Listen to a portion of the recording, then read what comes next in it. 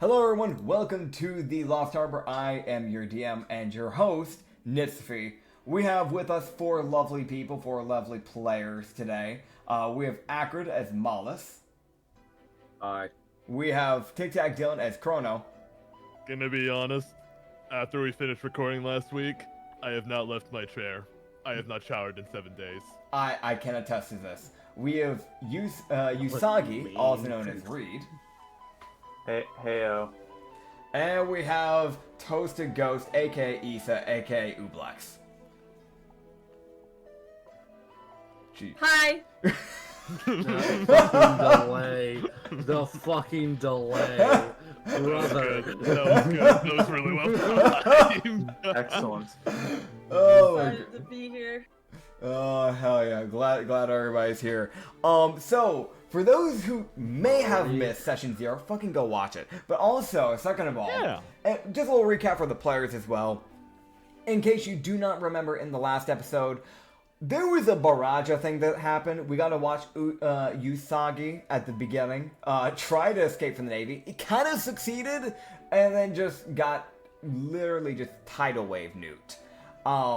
Got to wake up in a shore, meeting up with a little slimy bastard that has come into fruition within a week's time and has already gained sentience.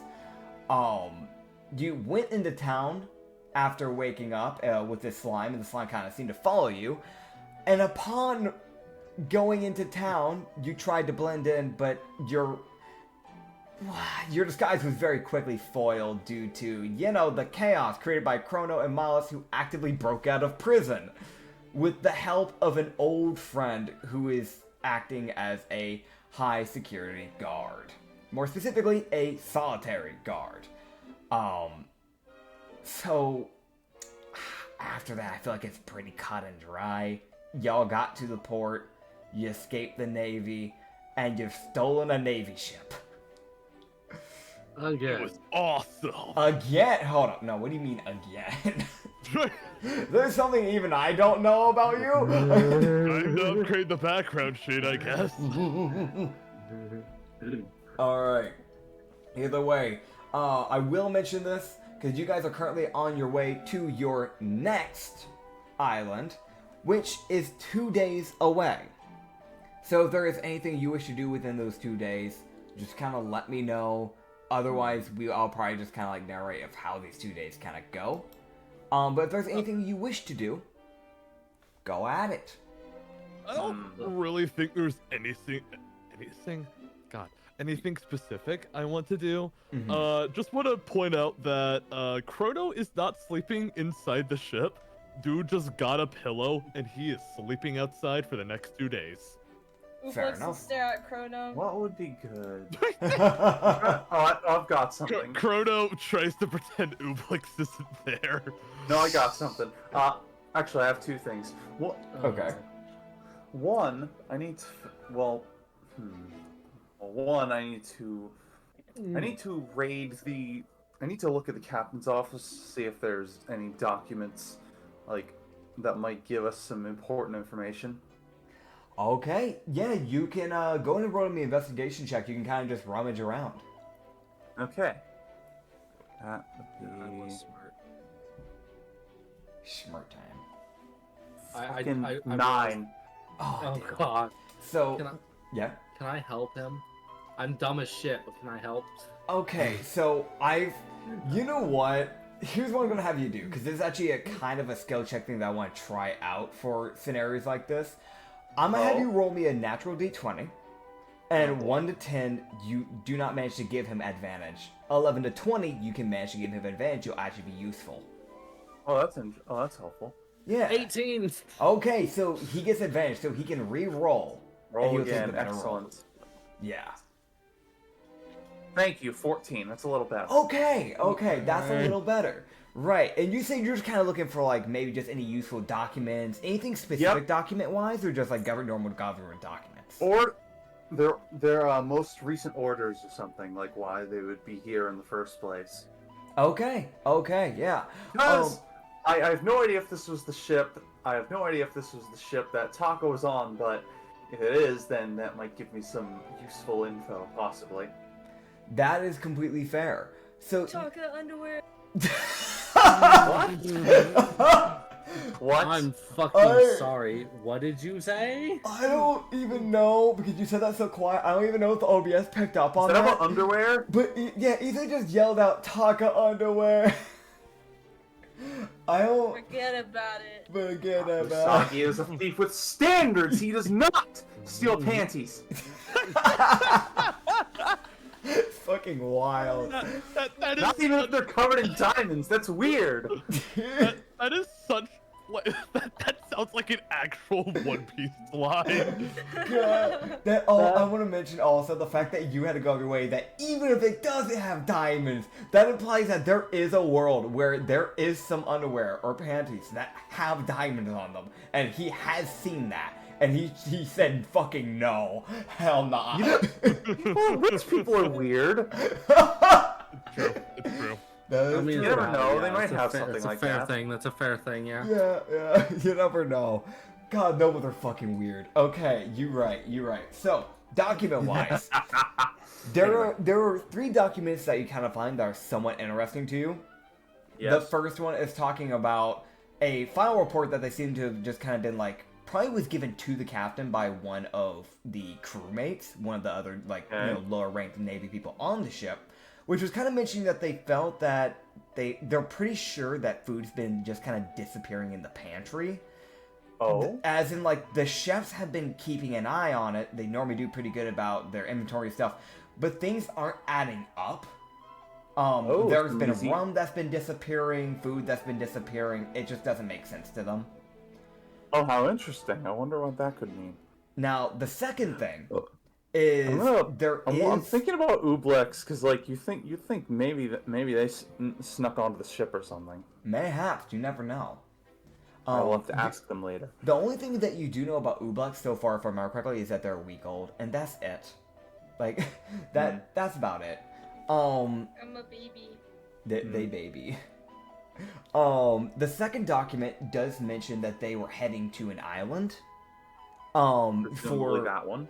Yes, and that island is now. I should preface this. This document was sent by higher ups to the people using this ship, and it was they were basically supposed to go to an island called Gao to act as not recruitments. What's the word? Reinforcements, as there was some problems going down over in that island, but it's not really described quite well. It's very vague in what the problem was. So Gao was probably on the route to it. So whatever this compass is leading you to, either is Gao directly, which you can actually check. There are names up on this compass that will tell you where it's heading next. Or it's at least going to eventually lead you to Gao if you continue on this ship. The third document is a... Oh, God. Actually, let me check. Is it this one or is it this one? Understood. Right. Okay. Let me grab this. Okay, cool. Dude, I don't know why. My brain has gone almost completely blank, even though I literally have the information. I feel like that, man. Don't worry about it. You know what I mean? Dude, it happened to me when I was at my marriage wedding. Totally real. Yeah, definitely happened. Definitely happened. For sure. Dylan's definitely been married like 5 times. And he still has 3 of his wives with him. Oh yeah. Excellent. Yeah, for sure. So, the third document is just mentioning that they were currently just going to Whiteside to get some stock, to basically like replace those stocks, things that were going on. But they had it also does mention that they had heard a rumor of someone that had woken up on the shore. Or at least that they feared might have woken up the shore. So it's like very vague of like, we think there might be a person here that shouldn't be here, but we're not sure. We've heard Coast Guards talking about it type of thing. Yeah. It's probably me, isn't it? Probably you. Yeah. Wow, they're really on the ball, aren't they? Okay. Yeah. So something that you would know, Usagi, sorry, is that guards in Navy tend to keep like basically close connection. When Navy tend to, go near a country and kind of just like build port near there, whenever they actually do dock, there's always at least 1 or 2 Navy people at the ship. almost at all times, just kind of like keeping touch with like the Coast Guards or just the guards in general. The only times there's not any Navy is that they're actively having to run some errands for like most likely restocking, things like that. So y'all got really lucky not having any Navy here at all. They just so happen to be stocking. I wonder if they're hiding somewhere. There is a shot. You can always check around, but I need to look. This is very important. Are you gonna like tell Malas and like kind of let them know like hey, we need just in case we need to find out if there's anyone hiding. we need to find out if there's anyone hiding here. I think it's a long shot, but they could be. They're very sneaky. Is this on day 1 or 2? This is on day 1. Yeah. Okay, so I still have a level of exhaustion. Fucking grand. This is true. I could always get someone else to help. No, he doesn't say a damn thing. He's like, all right. He's like, I'll help. He's gonna help. It's just one of those like, I feel great. Listen, there's a few common places that like secret trapdoors would be that I'm thinking of, like under the captain's desk. That is true. There's also a shot because there are barrels and crates y'all haven't checked yet. There's always a shot that we need to open all those barrels. I know a thing or two. I know a thing or two about hiding in barrels. Thanks. We need to check all of those. Open every single one. All right. Just make sure there's no funny business. So which one are you checking first? You checking for trapdoors first, or you immediately go into barrels and crates? I'm gonna check like trapdoors because you know there's gonna be something. Okay. So you and Malas kind of just like walk around checking like these trapdoors, unless Malas for some reason like, no, fuck you, I'm checking the crates. I'm here. I'm present. I'm just here in case somebody jumps out. Fair. What do I roll? What do I roll for this? You can just roll. I feel like it doesn't take heavy detailing to look for an entire body, so I'd say you can roll a perception instead. Okay, good. Because for those who don't know, the way I run perception and investigation is that perception is like, oh yeah, you're just kind of glancing, you're doing quick checks. Investigators are like, okay, you're looking for something specific. Oh, what'd you get? A 7? Really? Dude, is that with your modifier? Yes! That was just an awful roll. What are your rolls? Okay. Nat 20. Nat 20. Okay, so you got that. Yeah. Really? Oh my god. I will take a picture. I fucking rolled. I was like, I heard you say roll perception. And I was like, and so I just rolled my dice, and it's just nat 20. I'm like, okay. I'm using my physical die next time. Something a dynamic. Oh god. Okay. Yeah, maybe you should try out the physical dice next time. So with that nat 20, here's what's gonna happen.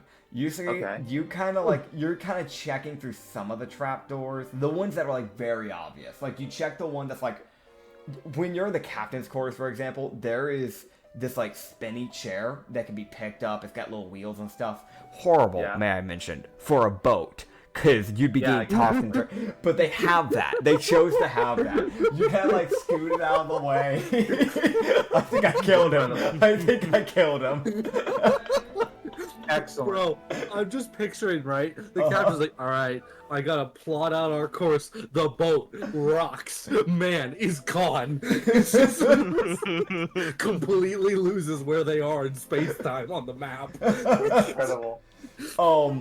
You scoop that little chair in the way and you open a trap door. There's just like a letter to his wife. That's it. Nothing important on it? Okay. Yeah, nothing important. Put that back. It's just like a love letter, like, I'm sorry I missed our like, anniversary. I'll be there next time, I promise. Please don't divorce me, that sort of thing. The normal. Too bad for him. He might get fired after this. Yeah. Hey, better him fired than me dead. True. You also do check around, like, near the cannon areas, because sometimes they'll put, like, trapdoors near the cannon areas. They kind of, like, drop down to secret areas sometimes, because the Navy ships are more wired for both offense and defense sort of scenario. If they can't handle a pirate raid, sometimes they'll try and hide. It's only if, like, okay, life-threatening, you are absolutely not winning this battle, there's no point in getting your whole crew killed type of scenario. Okay. But you check, like, underneath some of the cannons that you can kind of, like, push out of the way. It takes with your strength modifier, it takes you a bit. Like it's a bit of struggle because you're also very light, but you can eventually kind of move them out of the way. And you check those trapdoors, but you're not really finding anything. There's like a dead cockroach in one. There's another one that's kind of like the cockroach might be mutating a little, but you don't worry about it. Oh, wait a fucking minute. Yeah. No. I'm killing that one right now. Yeah, so like you see like it's getting a little bit of sentience, and you see it look up and go like, oh, finally away. Nope. Not happening. Rules of nature. Rules of nature. Fucking chuck that bitch into the ocean. So while you're Either checking, learn to swim or die. Evolve, bitch. oh my god, that's so fucked up. He said evolve, bitch, as you chuck him in the ocean. Excellent. Anyway, but yes. Anyway. So there's nothing in any of these doors. Not from what you're saying. Now, Mollis, you My start, nat 20. yeah, with your nat 20, you kind of help out with some of these trapdoors, but like midway, you're kind of like, and he's got the rest. He can deal with those. And you start checking around for the barrels and crates, because that's really like, you know what? I'd say with that nat 20, you don't even just do barrels and crates. You go to the kitchen, you start checking the cupboards. You start like. Right, you pull the whole stove out, like unwire it, look behind it, put it back, rewire it. Ubug's like, I'm cooking, I'm in the air. I'm still cooking, but I'm in the air. But eventually there is a barrel that you start checking through, and like this barrel is like, it's in the like sleeping quarters. And, like, there's, like, a clump of them. There's, like, a good 7 barrels here, and you kind of check through them. One has, like, a singular sword. Another one has, like, some laundry in there. The others are kind of empty. But then the last one that you open, which is in the very back, in the corner, you realize the lid is slightly cracked open. Are you gonna open that? Who's the nearest person to me? The Probably nearest me. person to you. So Yusuke, you're on the cannon deck right now. So you're not on the very top. We know Chrono's up at the very top. And Oobleck, are you in the kitchen? I'm with Chrono. You're Chrono. Okay, gotcha. Yeah, Okay. I'm staring at him. Okay. Understood. So, that means that yes, Yusuke would be the closest. Excellent. Oh, right, yeah, you really said you were staring at him. Yeah, so yeah, Yusuke's the closest. If you just want to, you know, telepathically speak to him and be like, yo, bitch, get down here, or something like that. Yeah. Yeah, basically it's like come here, come to the sleeping quarters. I think I found something. Right. I'm gonna make my way there. I felt a cough coming, so I didn't use the voice. I was sitting there, I was like, I don't want to cough in the middle of this. That's fair. That's fair. Just Mom's like, I think I found it. Yeah. All right. You walk down and the fishman is suffocating on the fucking cough. Okay, so can I? Okay, so Yes. So about that barrel, Yes. I'm gonna like knock on the sides a little bit, see if it sounds hollow. Okay. So you knock on the side of this barrel, and it does not sound hollow. There's definitely something in there. I'm gonna tip it over. Okay, athletics check. Oh, Christ. Okay. Can I tell how based off the sound? Can I tell how full it is? I feel. What's your intelligence modifier? I have a +1. I'm dumb as shit. That's why I'm asking. If you're not gonna let me even think of that, that's totally fair. But I do have something I want to do. Yeah, that's okay, fair. I got a dirty 20 for okay. for my athletics check. Okay, alright. I'm gonna give you that answer real fast, because I feel like he'd be able to figure out if it sounds hollow or not before you tip this over. Which I think is a pretty fair assumption. Okay. So go and roll me the intelligence modifier, Mollis. 18 + 1. Okay, that is definitely... there's definitely something... It's not hollow. It's definitely not hollow. There's definitely something in there, and you're about to find out. All right, cool. It's very. I won't get to do the thing I wanted to do because I thought it'd be funny, but go for it. Now it's skipping over. Gotcha. So Yusuke, you kind of like the way I'd like to imagine you do this, and correct me if I'm wrong because it is your character after all. But I like to imagine you just hop up in between the corner of the wall and this barrel. You put your feet against the wall and your arms leveraging against the barrel, kind of keeping you from touching the floor, and you just push like hell. Yeah, that sounds about right. Yeah, so when you knock it over, you'll basically be like on your stomach, but you're like laying on top of the barrel, basically, on the side of it. You knock this thing over, and you hear, what the hell? And you see a hand, just this like meaty, grubby hand, just kind of like slam his hand onto the wooden floor, and just go, why the hell would you do that? That's not. I should have. And you can see that there's a liquid starting to kind of come out of this barrel, and it's like a brownish. And you can tell very quickly because with you being a Harrigan, your smell would be kind of more heightened than most normal like humanoid races. Okay. That's convenient. Okay. That kind of smells like rum. It's. Okay. And you see this old dwarf drag himself out of this ship. And I do have a picture of this fucker. This should be fucking immaculate. So I will send this picture now to you guys. As you see this man.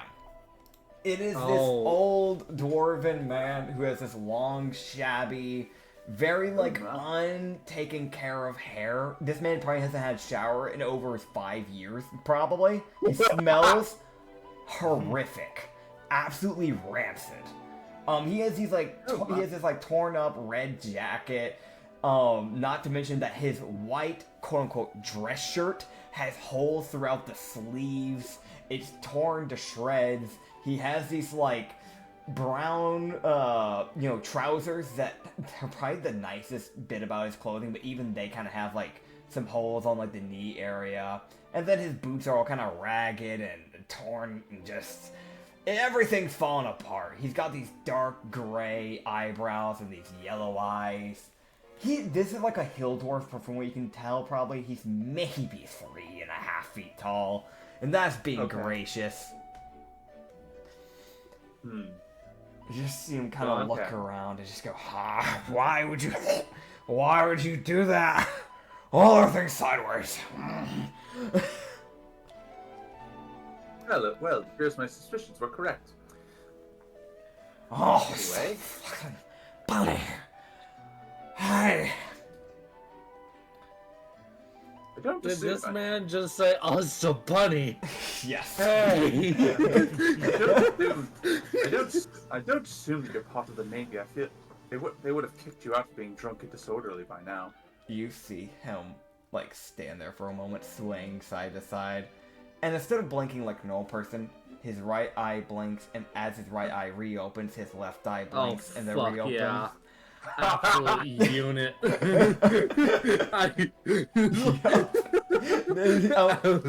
want to mention he still has his mug in his hand, but there's no alcohol in there because it got spilled. And he just go, "The fucking Navy, glory greatest." What?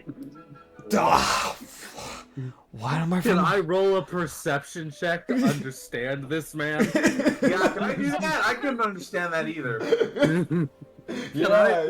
May I roll so you can repeat that in English? You may. That's a 22! Hell yeah. Fucking grand. Fucking 18. What did he just say? What did he say? So, what bits do you not catch? I'll translate it for you. The whole last sentence. Okay.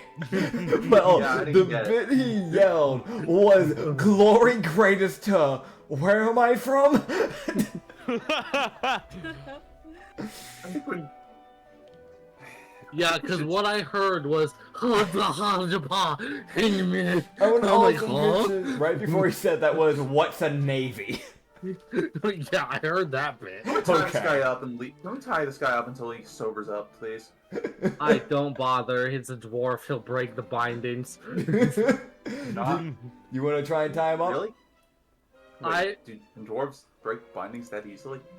They're normally strength-based, but it doesn't mean he's strength-based. There's no... So, Yeah. he might be also drunk people fucking... He'll sit there and he'll try for hours. This man might not sober up for a few days. Okay, let's tie him up. Alright, yeah, you can try and tie him up. So, what I'll have you do, and I think you'll actually succeed in this pretty well, what I'm going to have you do is give me a sleight of hand. First roguish roll of the day. That's a 14. Ah, damn. Okay, you know what? That's still good. That's still good. Yeah, so you give it like a double knot. Like, nothing too crazy, but you give it a little bit of a double knot. Just kind of tying around. He just kind of stands there just watching you go around. He's like, oh, what are you doing? What are you? Stop it! What are you? He tries to take like a singular swing, but fucking falls over. Yeah, that's that. Yeah, I don't want to fight this man. I just say, making sure you're not a danger to yourself and others. Oh, and he's just face down into the floor. He just, I'm Oh my god. I'm going to sit this man up so at least he doesn't suffocate on wood. That's somehow. That's fair. That is fair. He's also, like, as far as I'm aware, he's face down in a puddle of rum. So I don't want him to suffocate. I feel like his nose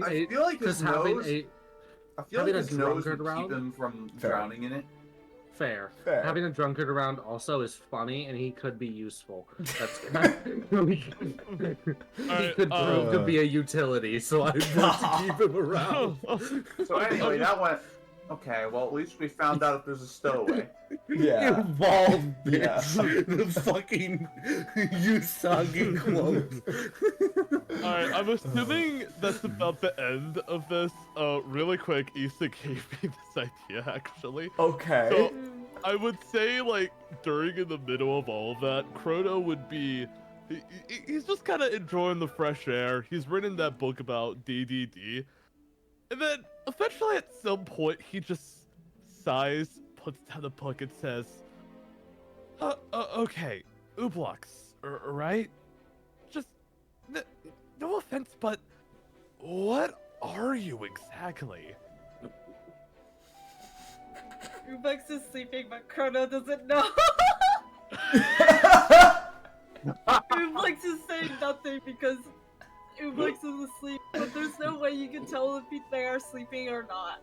Chrono just stares at it for like a minute and just says, Are you asleep or something? Okay, Chrono, with a little bit of regret, decides to poke it to see if it's asleep or not. Ublex jiggles and with a comically large hand for a lip slap. Incredible. Wait, you slapped him? Yeah, but like not like the slap doesn't hurt. Okay, yeah, I get Comically it. large hand. Ublex makes Chrono, wait, actually, hey, Nits. Yeah. Can I use my reaction rewind to dodge that? I had tea in my mouth. Yeah, you can do that. I just spit my water out for that, so I didn't fucking... God. Alright, should I roll? So here's what we'll do. I guess Ublex roll an unarmed strike. It won't hurt if it does hit. Chrono, you'll roll against that. Okay, got it. It should say in the feat of, like, I think you get some type of modifier. I think it's your dex. It should say in the feat. It's Dex, yeah. Yeah. I rolled a 9. Okay, Chrono. Alright, I feel pretty confident about this. Wait, that's the wrong button. Alright, there we go. See how long that lasts. What'd you get? Yeah? Oh, Got a my. 5. No. So Chrono, Okay. you see this hand coming at you, and you're like, oh shit, I should rewind time. And as you bring your hands to try and bring it back, you get slapped, rewind time, and then you get slapped a second time. Oh god, I safe stated at the wrong point, dude. Incredible. So literally what happened is just... Damn. Frodo wipes the goop, I guess? Yeah, off his face, and he just goes, okay, moving liquid that operates on human impulses. Wait, how does that make any sense? So at what point in canon is he screaming? Because I feel like there's a few characters that would react negatively to screaming. One of which being his friend, who's now mildly confused, I would imagine. Incredible. Chrono just decided, you know what? Probably best to leave this alone and goes back to enjoying his book. I feel like you can definitely tell that Benjamin kind of looks over the hole as he's currently the one driving. Or the helm, sorry. Just kind of looks over with the most confused, the fuck happened? And then just goes back to driving. Perfect. Wonderful. I'm glad we got to hear that. This was definitely important for the lore, dude. Oh, definitely. Definitely. But like, yeah, you can take that little dwarven bastard. Where do you want to like leave him for now? I guess to try and sober up. I get the feeling I'm the one that's gonna have an easier time moving him. Dwarves are pretty heavy, yeah. Okay. I mean, if Usagi wants to try, I he can try to move the dwarf, or I can do it. All we need is to tie him up. We can just leave him there afterwards. Just gonna leave him? Okay. I'm gonna move him so he's not in the fucking rum and sitting there. You just want to like prop him up against a wall then, maybe? You can do that. I'm gonna ask, where do you want to sit? Like, I was just gonna ask him, where does he want to sit? Because I'm basically questioning, where do you want to sit for the next couple days? You see him do the most, once again, unsynchronized blink. Perfect. And then just go, what'd you say? Oh god. That's it. He doesn't answer. He's just, what'd you say? Alright, I'm gonna simplify it. Alright. Where sit? He kind of like looks at you, does another unsynchronized blink, looks over at the barrels, looks down at the rum, like fucking swings his neck back over to look at you, swings his head over to go look at like one of the bed areas, swings back over and looks at one of the barrels, and you just go, I'm putting his barrel? I'm gonna put his ass in a barrel. I'm putting his ass right back in a barrel. I don't care. Okay, clearly he seems to like it. Incredible. Alright. Yeah. So you just kind of lift him up. With my 23 in athletics, you're Yeah. getting in the fucking barrel. You can feel this guy's got some God. fucking weight, but yeah, you can lift him up and shove him in a barrel. I'm just gonna fucking pick him up and set him in the barrel like, stay. Yeah. The most like, fucking stay here, you hazard to society. Says the fucking Grieger. Oh man. Oh, Lord. Okay. So that is all of day one that would happen. I will mention that Benjamin will let you guys know of what island you are currently heading to. I'm honestly surprised nobody ever asked about that. Yeah. I'm more busy encouraging. Yeah. I mean, I'm more busy trying to figure out various other things. That's fair. It's like arguably the happiest Chrono has been in several years, so yeah. I think I would ask, where the fuck are we? Yeah. So right now you're on the ocean and you're on Earth. Congratulations. Holy That's the fucking question. No way! Yeah, man. You're currently on your way to an island known as Hemfine. So that is where you're currently heading. I think the only person, if anyone does want to try and like know about this island, the only person that would probably even have information on an island like this would maybe just be Dylan. And it's gonna be some ancient fucking history of what you know about this thing. So I could try to roll for it for more information. It's completely up to you. It is completely up to you. What? I'm assuming Chrono would like overhear Benjamin saying this at some point. So, what modifier would I need for this one? This would just be a check. history check. Okay, that is literally my specialty. +5, let's go! Oh hell yeah, 23. Hell yeah. So you can actually kind of remember this pretty well, and the reason why I said you specifically is because this is kind of a neighboring island to Whiteside. That is why it's kind of easier for you as all people to know, because Usagi is nowhere from this area. Nowhere near this area is where he's from. Yeah. So, and Malus, with him being a, ocean dweller, there's not a lot of surface areas he would really know. And, well, the slime's been, like, alive for, like, a week, man. Let's be honest. They're not gonna know. So what you can remember... Yeah? So we've got not from here, wouldn't care, doesn't know it exists. Yeah, basically. Issa, I'm sorry, I got distracted. What is that gif you sent in the Discord?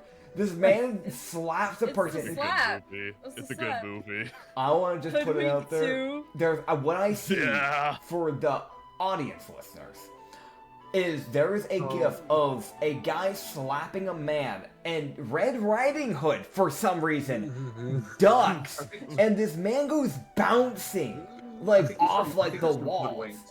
Oh, that fucking crack cinematic movie. masterpiece. I forgot that existed. I saw that when I think I was, like, 9. I thought I was on drugs. Right, so, oh yeah, information. That's what it was. So, It's alright. so now, obviously, you'd have to probably take this with a grain of salt because you're pulling this out of like history. You don't know how much this island has changed since, but you do remember them being pretty good like allies with Whiteside. Whiteside is like one of the few islands. Well, not the one of the few. There's a lot of islands. There's more than 500 islands in this world, but 54 of them are like basically allies with the global navy. Those are like the main ones. The global navy going to any other island normally is like, okay, you can go here, they'll still allow you to harbor here and stuff like that, but they're not your allies. So if you fuck up, it's not gonna look good on your end. Gotcha. This Whiteside was not a Navy-owned island for the longest time. It wasn't until after you got locked up that it became a Navy-owned island. You would know that Hemfine, as far as you know at least, is not allied with the Navy in the slightest. You remember it being a fairly small, like, island, and on top of that, there was, like, maybe 2 towns on that entire island. It's a pretty small area, not really a whole lot going on. It's like a run-of-the-mill, like...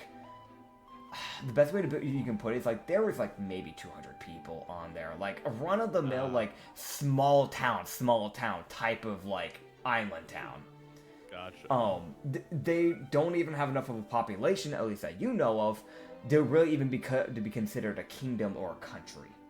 Whereas Whiteside does have that ability. So oftentimes when people talked about Hemfine, they kind of treated Hemfine as, like, a branch-off, like, side city of Whiteside.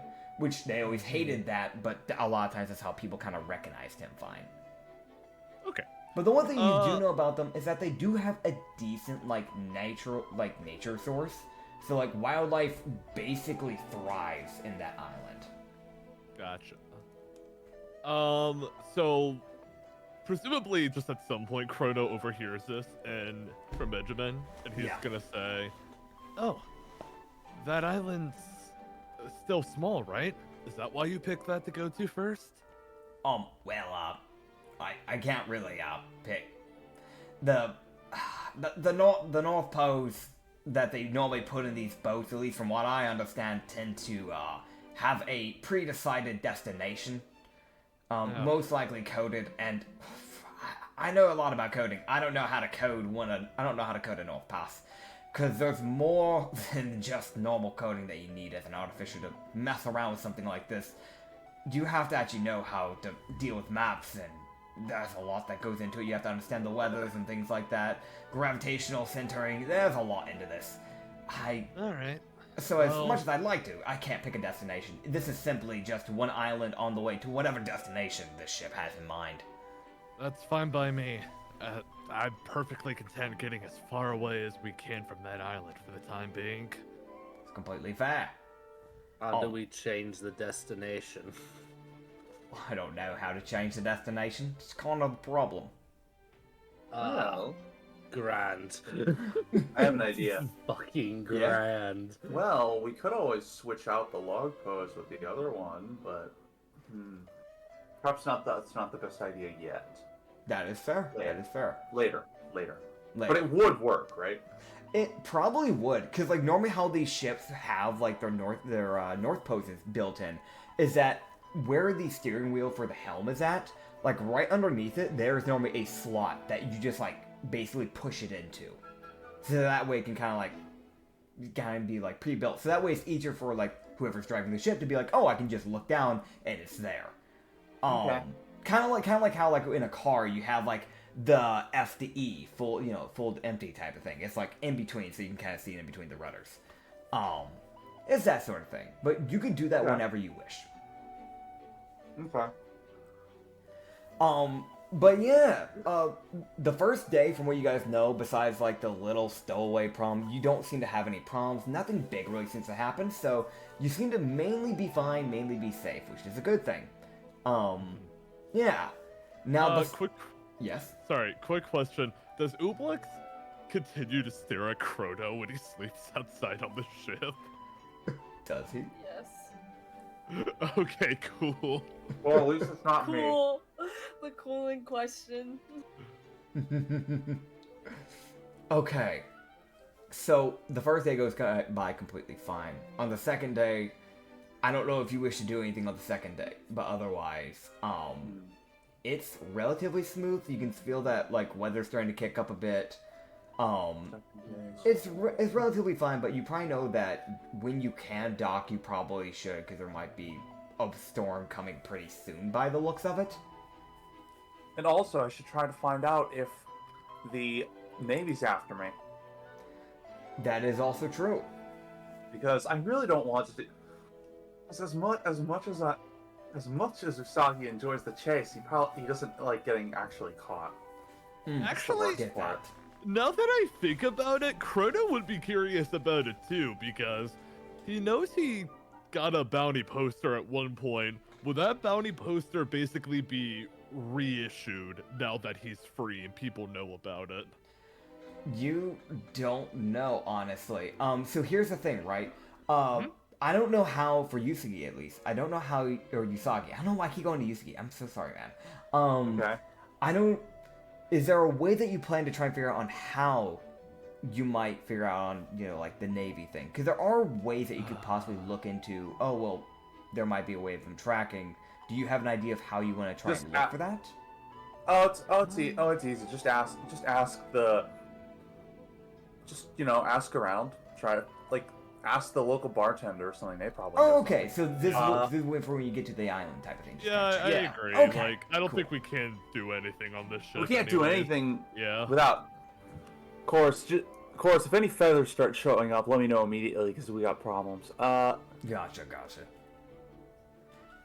Yeah, I mean, as of now, you're not seeing any feathers, which is a good thing. By the end of the second day, you should arrive at the island.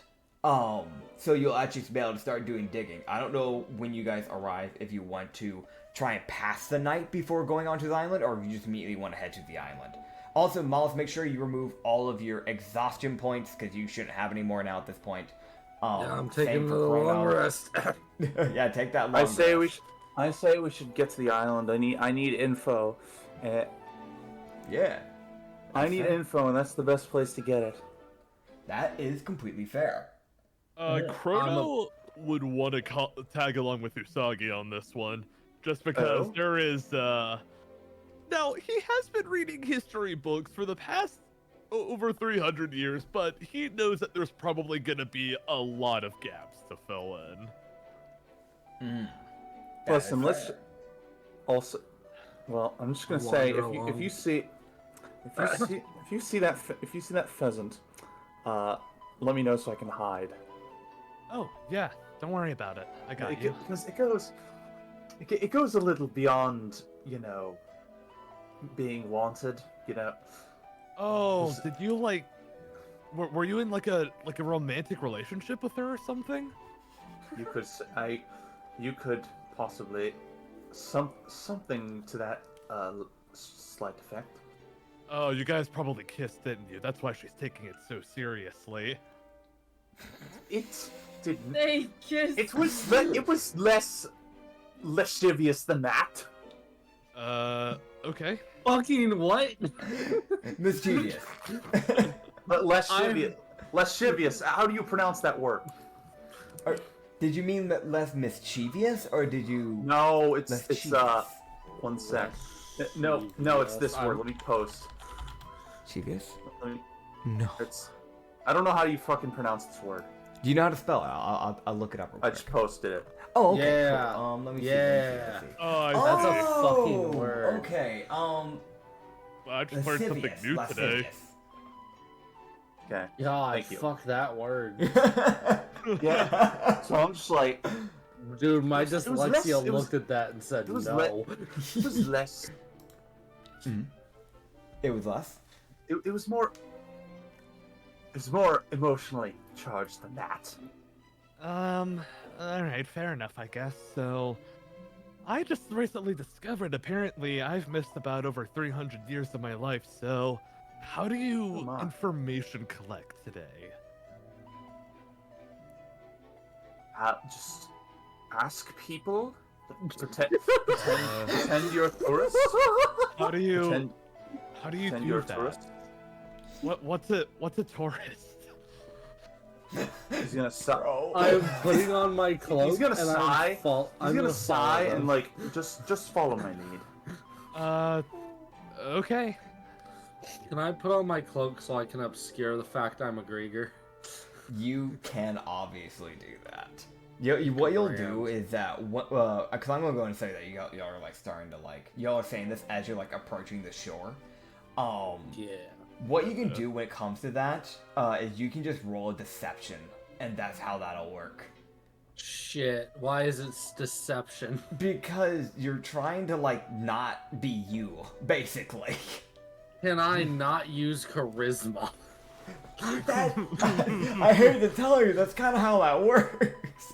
I don't know why it's the fucking charisma. I don't actually for that one though, because I'm more acting like I'm not. I don't know. There's not really a good way. There's not a good stat for me to pick for that. I'm gonna be honest, and the only skill that makes sense for it is deception. Sadly enough. All right, so I'm screwed. This is never gonna work. You never know, man. You can always roll for it. Because you gotta remember. No, I mean I physically won't do well because I have a -1. I'm always screwed.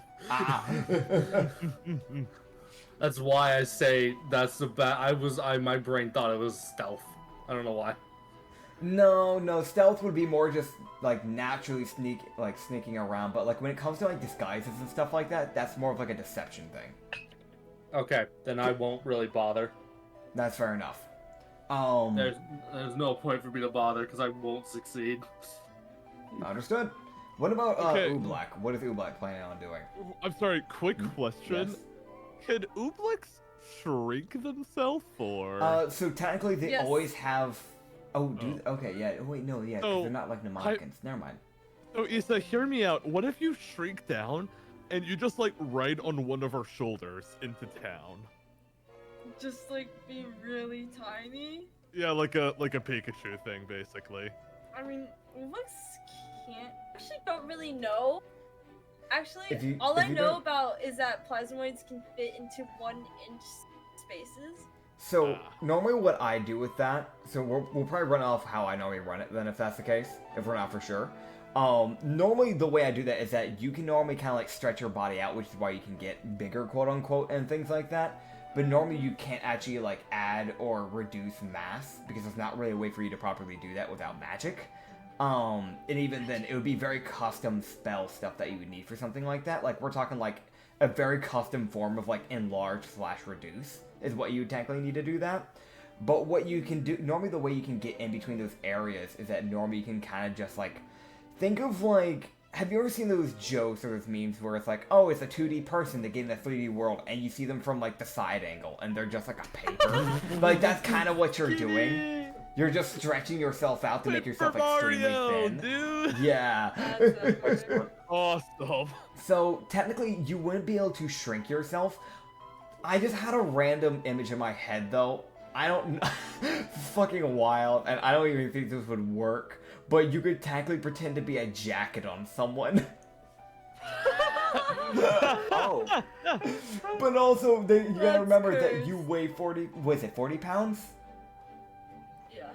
So that's a 40-pound jacket. Krieger would probably just like see it as training. Like, you know how martial artists wear weights to like as training? Oh god. I mean, basically. And technically his cloak wouldn't be damaged by the acid from her shit. Yeah, because his cloak is very one of a kind, is the best way to put it. No way. Also, I rolled deception. I got an 8. So if anyone is fucking terrible at insight, I'm good. Yeah. It's enough to at least, like, if you go into like a town, because, like, let's be real, people who aren't paying attention aren't going to notice it. Like, there might be a few that'll be like, oh, that's a little odd. Why does he have a hood down? Oh, it's a little shady, but, like... Can I people that pretend to be like a hunchback? Can I be a hunchback cripple? That's kind of the visage. Is that what you want to do? I want to. You know what? Fuck it. I have a grand idea. I'm gonna pretend to be blind. Oh my god. I'm gonna use my quarterstaff as a walking stick. Alright. Sure, man.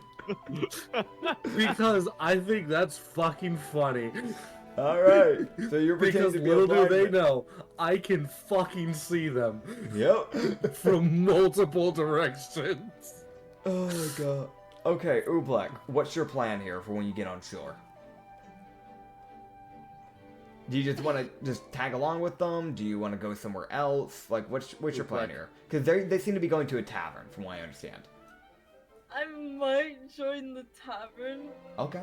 Oobleck is a hidden jacket on the Krieger that can expand like a fucking balloon to scare the shit out of someone. I don't think Oobleck's big enough for that. I'm gonna tag along. It's Oobleck is the hunchback. hunchback. Slimy mass. I can be a Oobleck small is the creature or a hunchback. medium-sized creature, and I don't think I can be a big creature, Unfortunately, Yeah. Yeah, man. Oh man. Hey, my hunchback idea works even better if Oobleck just sits Wait, on so that my means- back. Wait, so that means I could hide under. Wait, and then Oh, wait. Acrid, you could just say Oobleck is like your patron, your guide. Like they help you see the world. Wait, Person. actually, I have a horrible idea. What, Oh. what if we pull like a trench coat thing with like Trench coat. Usagi like standing like Oh, did my Wi-Fi just Usagi cut out? Usagi standing on like Ooblex or something with like a long rope covers everything else but Usagi's head. Okay, my Discord lagged for a second after I said that earlier, and Oh, I heard Trey. like such a long pause that I was so uncomfortable. They got talking about a trench coat idea. So like, would you Gotcha, just like go gotcha. in like pretending to be like a part of the hunchback, like you're just a giant bump or something? Oh yeah. That Also, would- the that would idea is work, that they too. could pull like the 2 gnomes in a trench coat. Okay, cool. So wait. Usagi's short, so it could work. True. So, okay. So I need everybody to lay me out exactly what they want to do one at a time so I understand to a T what y'all are doing. Because there's a lot of ideas being thrown out. Okay. Fair. So, Miles, go first. And then I'll go Chrono, then Yusugi, and then Oobleck. So, my thing is I'm not gonna really be talking to anyone. Okay. I want to be more the forgettable cloaked figure that's just kind of there. Like, I'm going to kind of distance myself a little bit from the party and just try to listen. Okay. So if I see a group that looks like, alright, y'all might know something and you're not Navy. Hopefully. God, stay away, Navy. Alright. And I just want to listen in on the tavern and while they're talking to the barkeep, because it doesn't make sense to have 3 people talking to the barkeep. That is fair. That is fair. So, I'll be more just listening to random people. Okay, you'll be listening. Chrono. Chrono. Wi-Fi? Chrono? Sorry, I was... I was really trying to just clear my throat out, sorry. You're good, He's just gonna mostly tag along with Usagi, trying to pay attention to any information he also gets. Okay. And just, stuff like that. He probably won't really take the lead in any conversations, though. Okay. Usagi. Okay. Actually, I have 2 objectives. The first one is to attempt to find anything about, nearby Navy movements, whether Talk is after me, in the bar. And the second thing is to take a visit to the local jail, see if there's anybody interesting in there. We might, if there's some useful items that are being confiscated there or something. Okay. And to possibly sneak in and grab them. Understood. And Oobleck. Oobleck will go look at the shops nearby. Okay. So you will not be going to the Shops tavern. are You're going to shops then. Yeah, I'm gonna terrorize a little bit with just my mere presence. Oh no. Okay. Just a sprinkling of terrorism. Yeah. That's important. She just sits in one, on a wooden plank for long enough to break it apart and just falls into the floor. Yeah, it's important. It's important to note that I have absolutely no money, so. Understood. Do I have any? I don't. I have a little bit. Mollis, you I should don't. have had money when you started. Okay. Oh, I don't. I'm gonna do this then because you would have actually no, you would have had any because no, never mind. No, that checks out. No, never mind. I'm stupid. Yeah, He's in prison. Chrono's the only one that's had money, and that's only because the government was paying him while he was in prison. And so hopefully they could get, the thing that happened undone. Wait, would Oobleck have money? Oobleck No. is like, you know what? I always say Funny, this, but- because we did joke about you actively running over a man, not even paying attention. So I'm gonna roll something. Oh, good And lord. if it hits the DC, you maybe got a few rupees off the guy.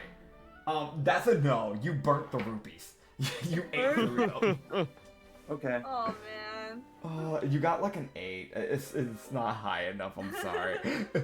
That's fine. So as you guys are starting to approach near the docks, you would start to see more of what this town looks like. Now the port, starting off with the dock and the port.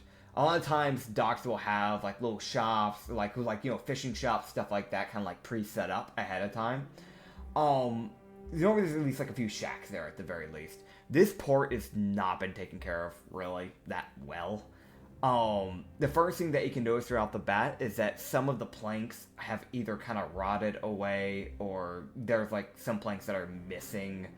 Just hasn't really been taken care of that well. And the lanterns that should be lighting up this area aren't even lit. They should be lit, and they're not.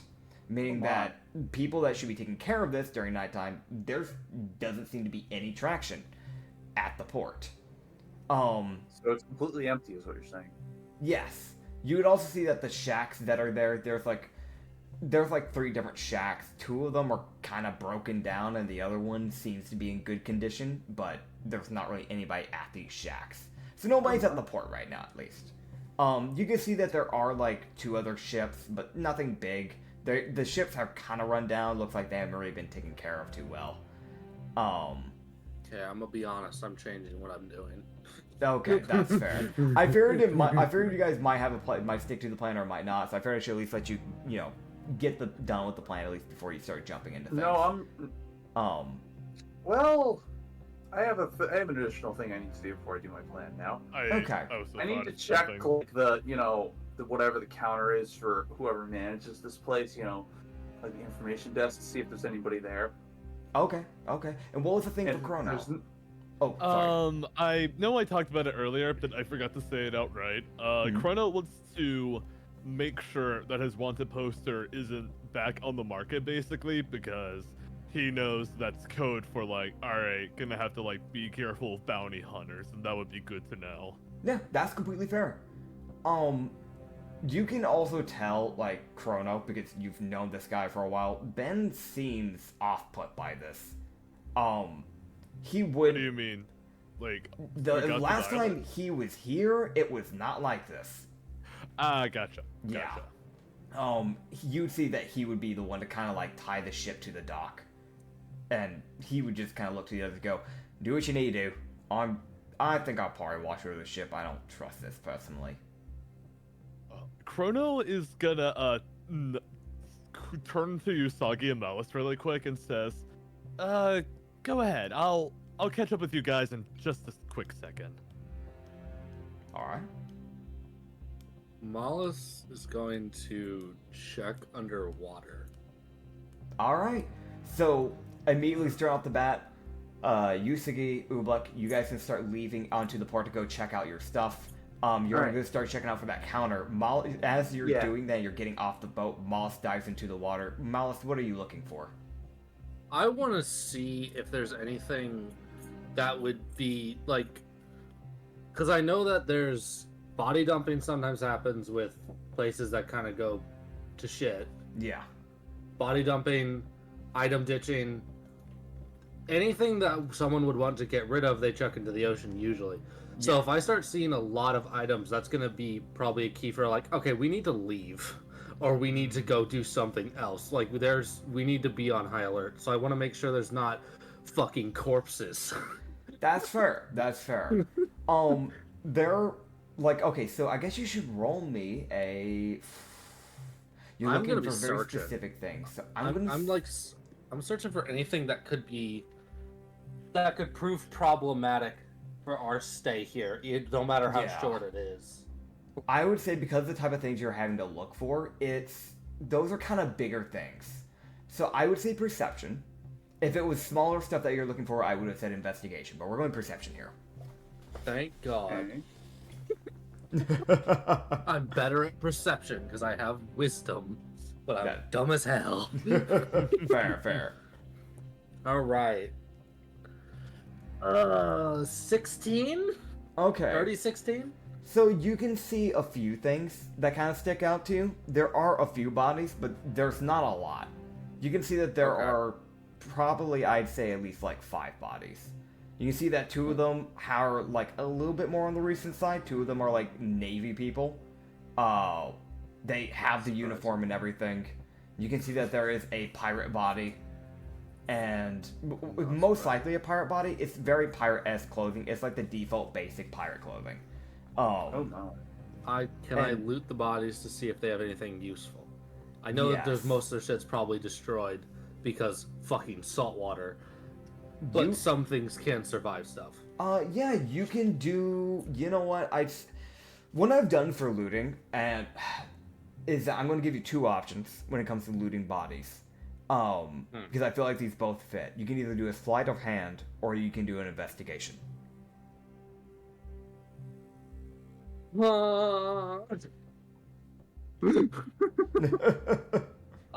will go. They're both a +3. I'll go with sleight of hand. Fair. Also, while you're rolling that, I want to mention, because I said there were 5 bodies in total, the other 2 just seem to be probably was just normal villagers. Most likely people that worked at the dock. Okay. I'm not surprised by the Navy. I'm not surprised by the pirate. The dock people is the part that kind of is Malice on this one. Okay. Yeah, because he's why are you killing your own people? Yeah. Why are you... Yay, 21. 21. I Okay. got a nat 18. I only have a +3. Cool. So I actually have something prepped for this just in case, and I'm so glad I actually prepped for this, so I don't have to pull shit out of my ass. Oh boy. So let me go. Thought about checking the water. Yeah. I'm gonna roll something here. And cool. So you start checking around, and you don't really find anything on the Navy or the pirate. As a lot of their stuff seemed to have decayed. But on one of the dockmen, it seems what was probably, because this seems to be like a more fresh body. Some of the other ones seem to be a little bit older. Like one of the Navy ones, one of the 2 Navy ones, basically the skin had fully decayed at this point. But like you could still see the uniform was starting to also kind of go away. The other Navy one was a little bit on the fresher side. The pirate was kind of like, eh. You've seen enough bodies to know this. You're a Grieger. Yeah.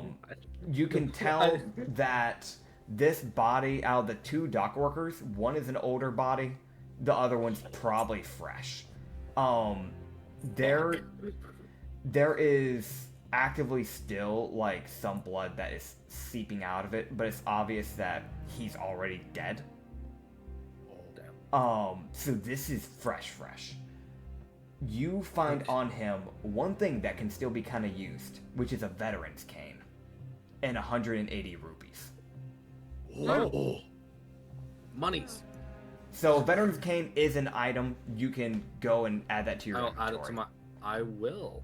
I don't think I can use it, but I'll keep it. That's fair. All right. Because I'm not proficient in the thing. That is fair. Really bonk quick. a man with a cane. Yeah. Well, that's going on after Chrono, like this is a little before Malice died. After Chrono makes sure that there's no one listening, he's gonna turn to Benjamin. He's kind of like doing that thing where he's already starting to walk away, like, don't give me an answer now, but I expect one soon. And he says, Benjamin, I'll just cut to the chase. I know you're hiding something from me. You can keep your secrets for now, but just know that at some point or another, you're gonna have to explain it to all of us. And Chrono starts running away to catch up with Usagi. You can see that he, at one point, was going to say something, but he just kind of goes quiet. Usagi. God, dude, I really fuck up your name. I'm so sorry, man. We should just start a counter at this point. I'm starting it. That's 5 this session. I want to mention, there's always one character that I always fuck up with the names every time. But normally it's not a PC, normally it's an NPC. This is a new one for me. I apologize. Okay, that's fine. Anyway. Yeah. So you said you wanted to check for... like, counter. Info counter, basically. Yeah, there always is be like there, a hut right? that has that. Yes, that is the only... There is a info counter, which is the one hut that's actually intact. Okay. So you can go there, and once again, I'm going to give you the same thing that I gave to Malice. You can roll either a sleight of hand or an investigation, as this is more of a looting thing. Is there anyone in there, or? From what you can see, no. That's why I'm going to give you that option. Sleight of hand, baby. All right. How do you properly say your name? It's a 24. Usagi. Usagi. Okay, Usagi. It's Japanese. Yeah, Okay. yeah. I've heard another Japanese name that's, or I'm pretty sure it might just be a different form of the name, where I've just heard it as Usagi, which is why my brain went to Usagi. And I'm like, nah, Usagi. So, my apologies. But with that 24, that's actually great. So what type of information are you looking for exactly? Anything that, recent records or money. Okay. So, actually, and I can roll something here as well. Cool. Okay, cool. That is awesome. So, first of all, I'll tell you how much money you did find, because you did find some. You found 60 rupees. Yeah! Yeah! Whoa. Now, the second thing is this. You do find, you start, like, rifling through these documents, because they kind of keep tabs on, like, oh, this said ship has docked at, this part of the port, on port, 1A or B3, things like that. That's Nothing kind of normally how important? they label these areas. Okay. You can see now this obviously with this being a way smaller dock than what some islands would have. There's not a whole lot. There's like 5 docking areas. It's not meant for a lot of boats to come by this island. But you can see that at one point there was a ship at B5 claiming that there was Navy that was here, and this was probably 2 weeks ago. You can also see that at B1 there was a pirate ship that showed up here around roughly the same time, maybe like 2 days after. You can also see that there was another pirate ship that showed up here a month ago at B3. Okay. And finally, you can see that there was one more pirate ship that showed up 3 days ago. And then a Navy ship that showed up at B2 1 day ago. But as you can see, there's only ships left in the area where you docked, which is now B3. You're the only ship in that dock area. And then there's one at B5. And then one at B1. How interesting. How interesting. There appears to be no... Know what? Kronos suddenly behind him. Well, this docking record suggests that there were ships arriving here as soon as a day ago, but there's no one here. Have I finished my looting? Interesting. You would have by now, because it takes a little bit of time to, rummage through things, so Yeah. you'd start to be surfacing. But yes. Okay. I think Benjamin's the one near me. 'Cause he's the one near the dock. Or he's one near the boat, because I'd be surfacing probably close to the boat. Okay, then yeah, Benjamin would be. Goldfine has kind of just walked off. She's gone further more into the town area. That's also something to keep in mind. Also, Fucking Ublex, grand. you said you were going to the store. Where exactly? Are you still going to the store, or is that changed? Double checking. I just want to see what stores are around. Okay, yeah. Oh my god. So honestly, yeah, we'll get to you in just a second then. Okay, cool. Alright. So, I'm gonna get out of the water pretty quickly. And I'm gonna tell...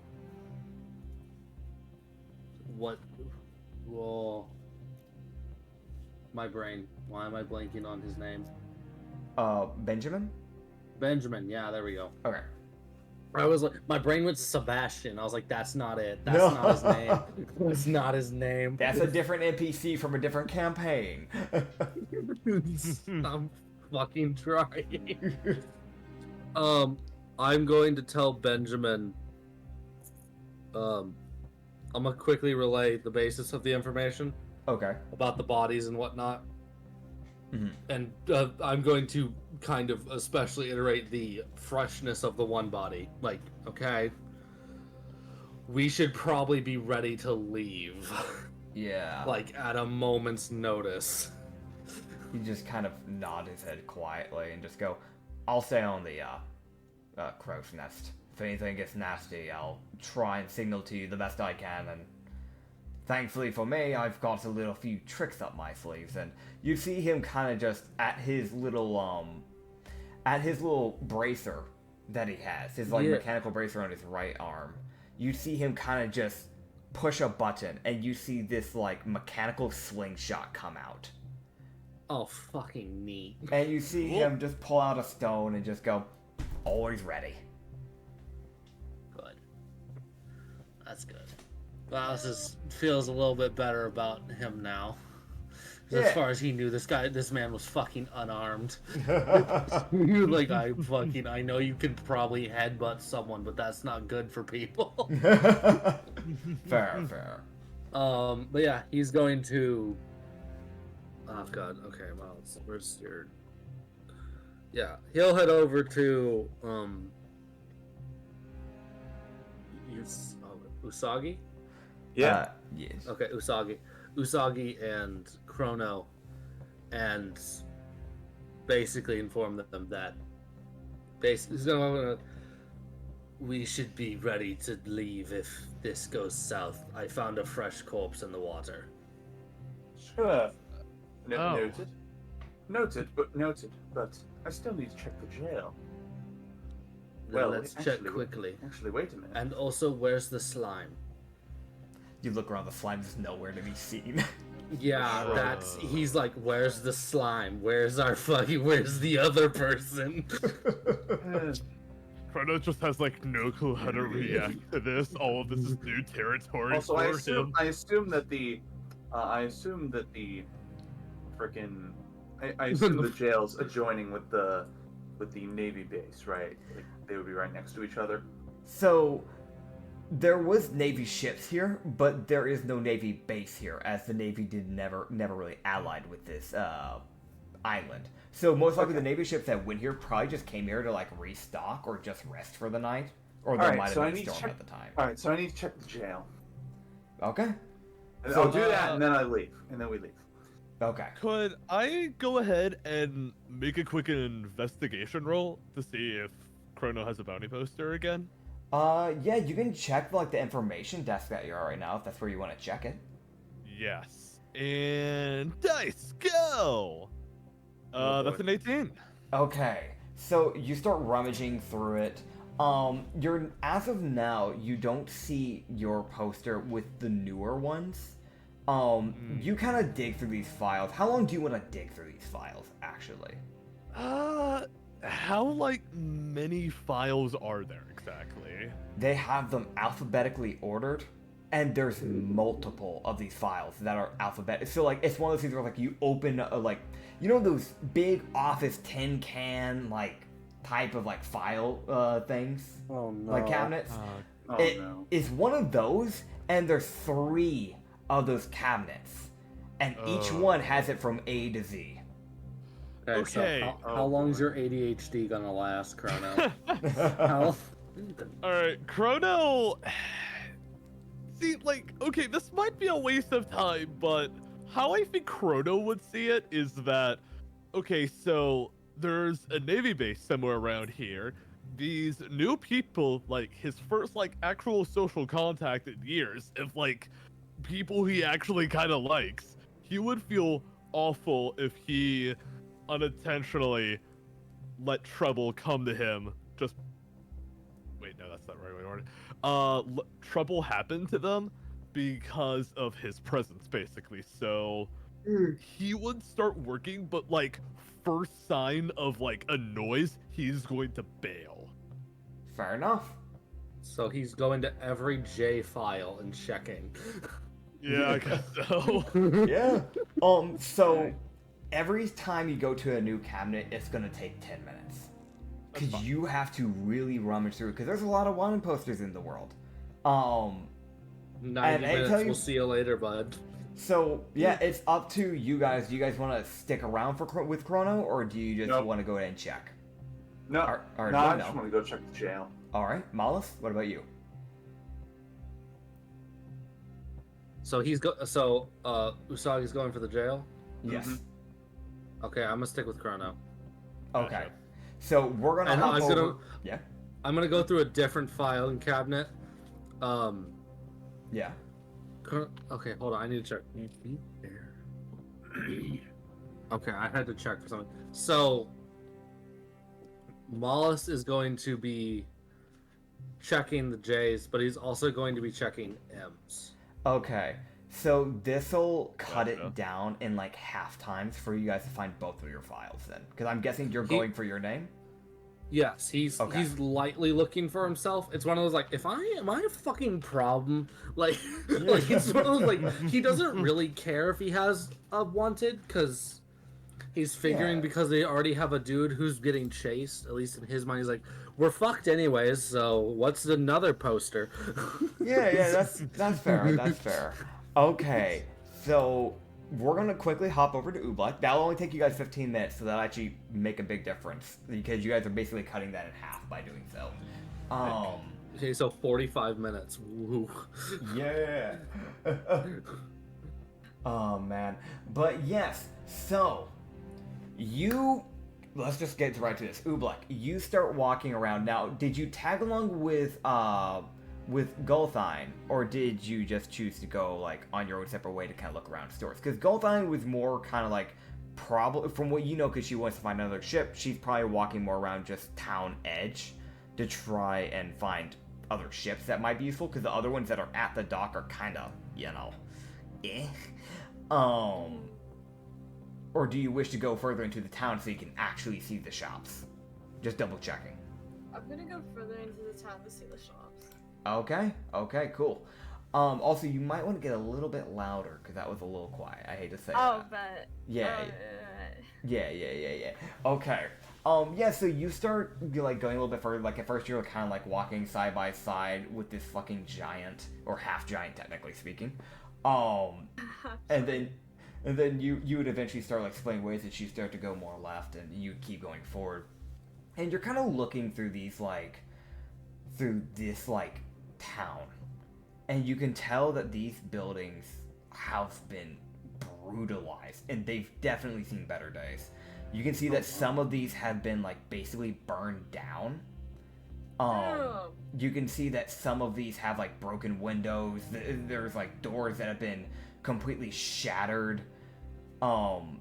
Every once in a while you can see, a person kind of look out through one of the windows, or, a doorway, but they are just kind of, peeking. It's I'm going to break in somebody's house. Now? Are you serious? Are you actually doing? Yeah, I'm gonna break in. Okay. So, 1 or 2? Which house are we going with? Number 1 or number 2? Oh god, I'm gonna die in one of them. Is 3 an option? Go for both. I picked 2. You I picked can 2. squeeze through 1-inch gaps, so... Okay. So, this house isn't too bad. It's one of the better conditioned ones. The window is kind of shattered, but the door seems to be intact, which is nice. You can see that someone has been kind of watching you through the window. How do you plan to enter? I'm entering through the window. Okay. Through the broken window. Do you plan to jump through? Do you plan to slime through? What's your way of entering through this window? Through. Okay. So you just kind of, basically slime up this wall, like the monstrosity that you are. And what's the first thing you do when you enter this room? Because you entered into this very much destroyed dining room. Okay. And when I say it's destroyed, it's the dining table has basically been snapped in half. And 2 of the 3 chairs have broken legs or other things like that. There's only one actually intact. You can see that there's if I had a mouth, I'd be like, is anyone here? But I unfortunately do not have a mouth. You can't make a mouth. I'm just going to look around. I mean, okay, Bugs can make a mouth, but can any sound come out? Plasmoids can talk, yes. It just sounds like they're kind of drowning, so it's like a but you don't need to Is anyone in here?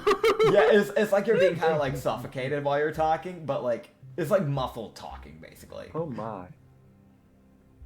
Vix is gonna shout, is anyone in here? It's the weirdest muffled yelling that someone would ever hear. But it's still comprehensible, which is a good thing. You'd see a kid kind of poke around. They're obviously pretty nervous, and you see them just kind of go. They don't even say anything. It's more of you see the hair, this very mangled up hair that just hasn't been taken care of, and what are probably kitsune ears their ears are basically pushed back, and you can see the eyes. You can't see anything past that. Can I adopt the child? Oh my god, are you about to kidnap a child? I'm kidnapping a kid! No, I'm not. You're a blob. Okay. I feel like she'd It's be not terrified of kidnapping if there's no one alive. I'll Oh be my the God. they them figure they never had. Just fucking imagine, you're just a little kid on Christmas Eve. You're staying up yeah, I'm gonna go see Santa, and then all of a sudden a slime blob comes out of nowhere and says, "Hey, wanna go on adventures, kid?" Oh god. Oh, dude. Alex is gonna see the kid Mhm. and ask what happened here. You see the I kid. mean no harm. You'd see the kid kind of like. You can see that there is definitely like very much just fear in these eyes. And you see them kind of like look back behind them for a second as another figure approaches. And this one does seem to be way taller. It's most like an adult. And you hear this one talk. And you can't really see them that well because they're basically, because there's almost no lighting in this house, it's more like they're kind of shadowed. And you'd see them just kind of go, well, we've kind of been attacked by pirates. And they've kind of made it their home here. Damn, that's rough, buddy. Yeah. Who are you? Are you part of their crew? I'm not part of anybody's crew. Like fucking lies. Lying to children. Excellent. I support lying to children. Alex is gonna ask if they know where the pirates usually live at. They tend to live a little bit further down. If you go past the tavern and the jail cell, literally 2 blocks down there, in the dead center mass of the town, they've kept those houses intact and the church intact, but that's about it. Everything else has been left to ruin. Shit. I got it. I got to tell everyone. God. Okay. You're just kind of looking. I'm guessing you're trying to leave? Or are you going to keep looking around? Because you said you wanted to go Sleep down. here. Yeah, no, I do want to look around more. Okay. You're gonna loot them. So, this guy's definitely just keeping a distance from you. He's not saying much, but he's definitely like, he still like kind of like follows you throughout the house, just kind of get like an idea of your intents. There's the kitchen. The counters are kind of broken down, and the stove's been basically destroyed to smithereens. And by the looks of it, there's like maybe a singular loaf of bread there. Like that's it. Like there's almost no food here. I'm gonna eat the loaf of bread. No. Oh my god. I will kill you myself. We're kidnapping them. We're kidnapping them. You can, you'd head into the bedrooms. There's one where, there is obviously the kids' room that you look into. And you can see that their bed's still intact, luckily enough for them. And some of their toys are intact. But you can see that their closet has just been caved in. And it looks like at some point a sword was put through, one of their bookshelves. So some of it's still a mess, but it's probably the best looking room you've seen so far. The parents' room, you can see that there is a shattered picture on the floor. The bed frame is kind of broken. The mattress has some blood stains on it, and a lot of the furniture is just kind of wrecked. Oh my. Oh damn. I'm gonna ask if he knows what these pirates look like. I do.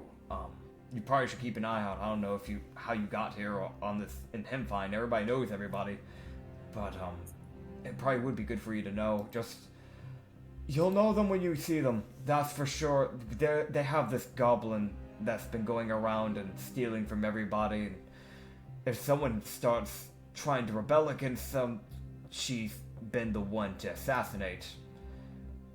Besides that, there seems to be the captain. He's a wood elf from what I can tell, and his right-hand man seems... Well, I think he's a right-hand man. That or he's just a really good friend. He wears this red clothing. It's a light elf. But I don't have much more information on that. No, I see very little of them. We try to keep away from them when we can. They've been here for a month now, and it's just been constant death. If we're not here, we're in the mines working for them. It's been a living hell. The mines. Where are the mines? Further into the forest. If you went more north, out of the town, you'd find the mines, but it's rough. They'll send us there for 3 or 4 days straight, make us work non-stop to the brink of death. And then we're allowed to leave and come home for a day. Thankfully, they haven't done it to my daughter as much, but still, it's becoming a bit much. Is there anything they're looking for in the mines? They just want gems. They want gold, riches, the rupees. They want anything they can get a hold of that's valuable. I don't know why.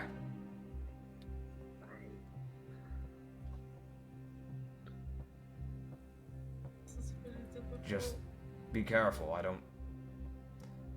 don't recommend fighting them. It hasn't gone well for any of us. Maybe. Maybe. Yeah. Fucking Ooblex is maybe I'll remember to ignore them. Oh No. Let's go get the 2 devil fruits Oh yeah. and the random fish dude. Let's see how well this goes. Excuse you, that's god fruits to you, sir.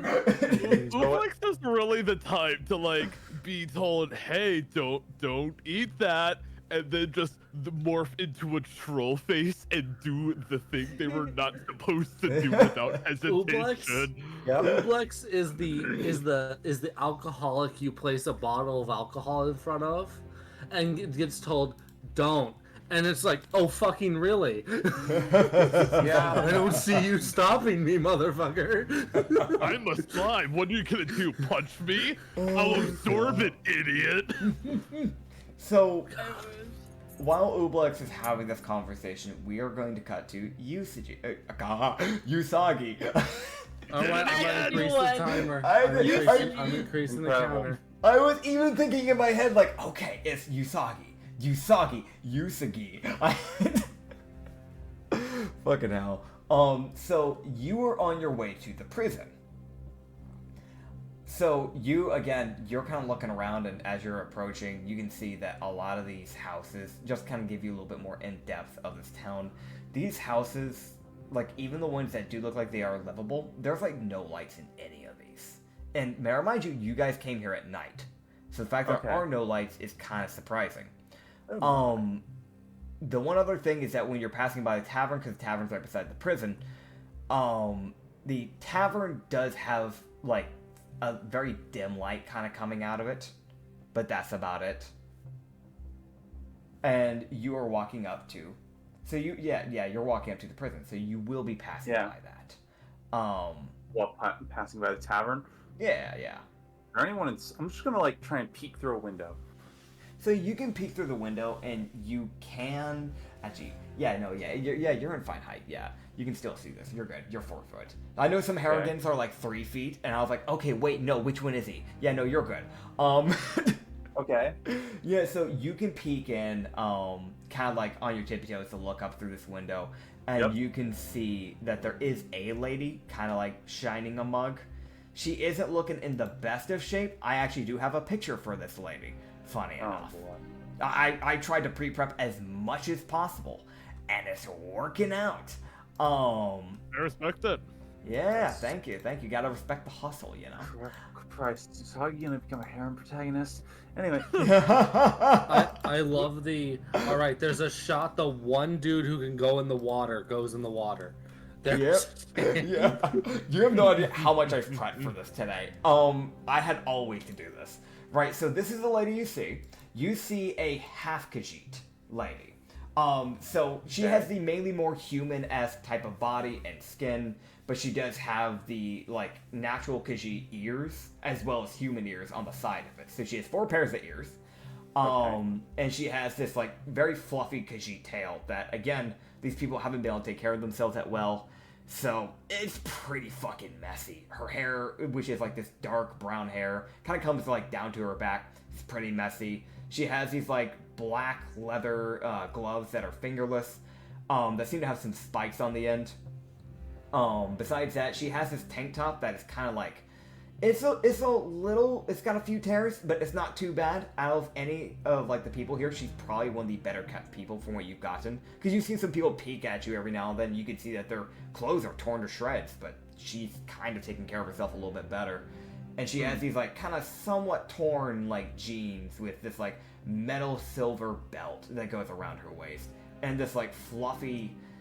It's basically a cloak, but there is a giant fluffy fur that kind of goes around the lining. There's no hood to this cloak, unlike normal clothes.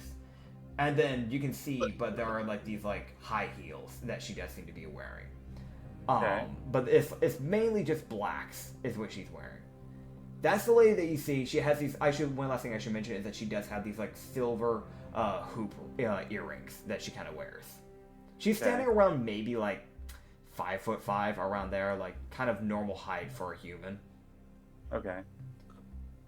But that's what you can see, just kind of like cleaning a mug. There does seem to be like one person just kind of like talking to them, but they look pretty banged up. Just gonna try and eavesdrop just a little bit. All right. Can I hear what they're saying from the window? Roll me a perception check. Oh fuck. All right. Okay. You couldn't have thought you would get out of that without a check. I don't know, man. Anyway, It's always worth trying, man. that's 13. All right. So you can hear a little bit. A lot of the stuff is very much muffled, but every now and then you can pick out little words. Like you can pick out the word mine and cave-in. You can pick out the word abuse. Those are like the 3 words that you kind of pick out, because those are pretty heavy sounding words. So those are the easier ones to pick out. But that's about it. Well, Usagi really doesn't want to get caught this early, so he's just gonna leave them to it. Okay. And go to the jail where he was intending to go in the first place. All right. So, how do you plan to enter the jail? The jail has a locked door. This is like one of the few buildings that are pretty well taken care of, because you can see that further up ahead after this building, it starts to look a lot better. But this is like one of the few buildings on that like starts looking good. This is still in pretty good condition. So like the doors are still locked. You have these like jail cell like windows. How do you plan to get in? Pick the lock on the front door. All right. So you know what to do, my dear sir. Give me that sleight of hand while you use your thieves tools. Here we go. What's the B? Oh, The that B? 20. I used the D&D Beyond dice. Is that a nat 20? That is an nat 20. Okay, nat 20 then. Nice. Yeah. Okay, sick. Okay, right. So Excellent. you immediately just like you bring out these like lockpicking tools, and as soon as like you just get to work, you fully zone in. It doesn't even take you that long. It takes you like maybe 5 seconds, and you just hear the clink as the lock just pops open, and you can now open the door. Perfect. I'm going. I need actually. How many? Wait a minute. I need to check how many uses of invisibility I get per day. You should 'Cause check. I don't want to use that like.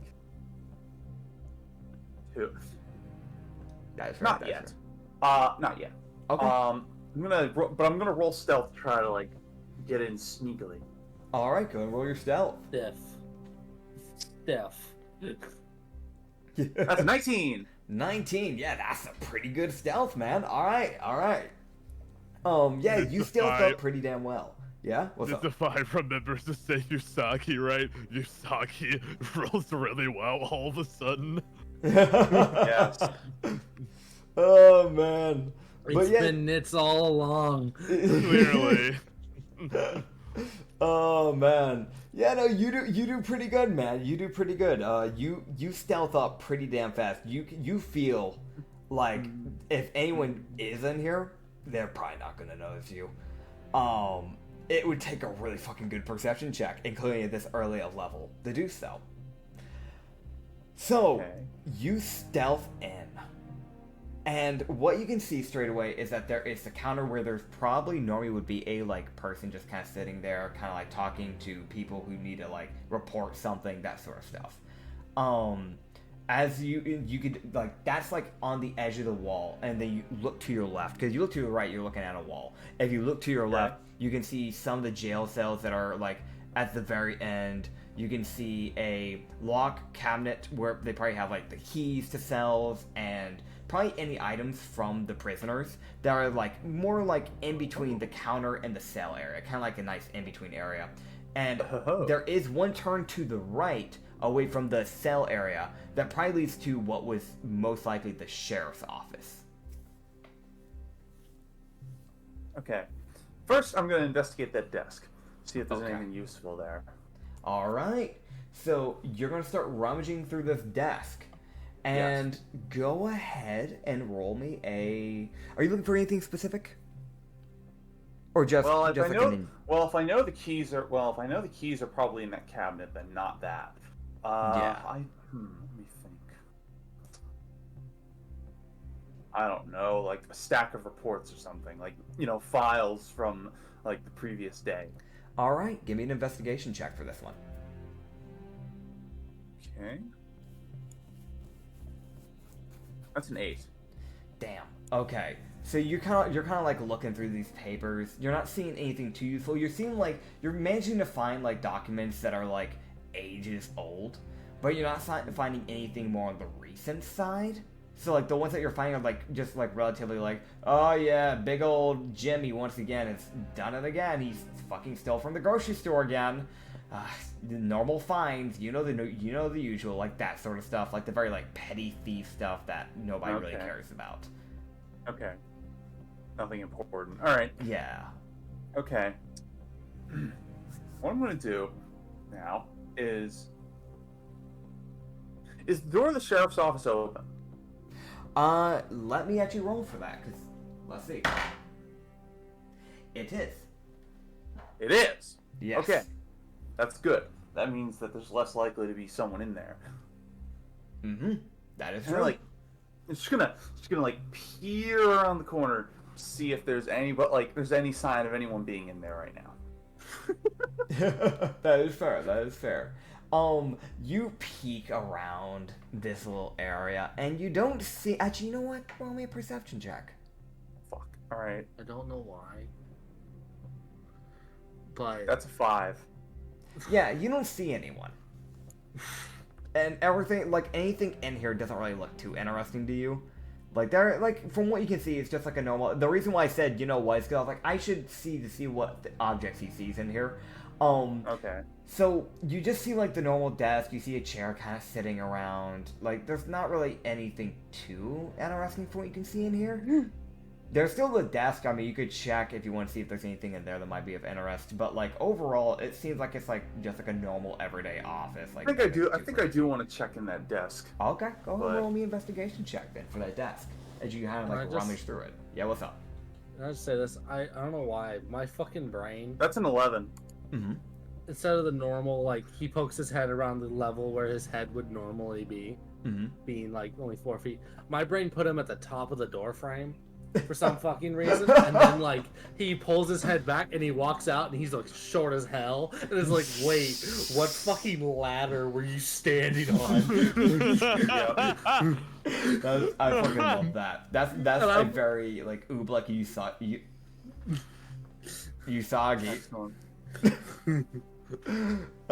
type of moment, very much.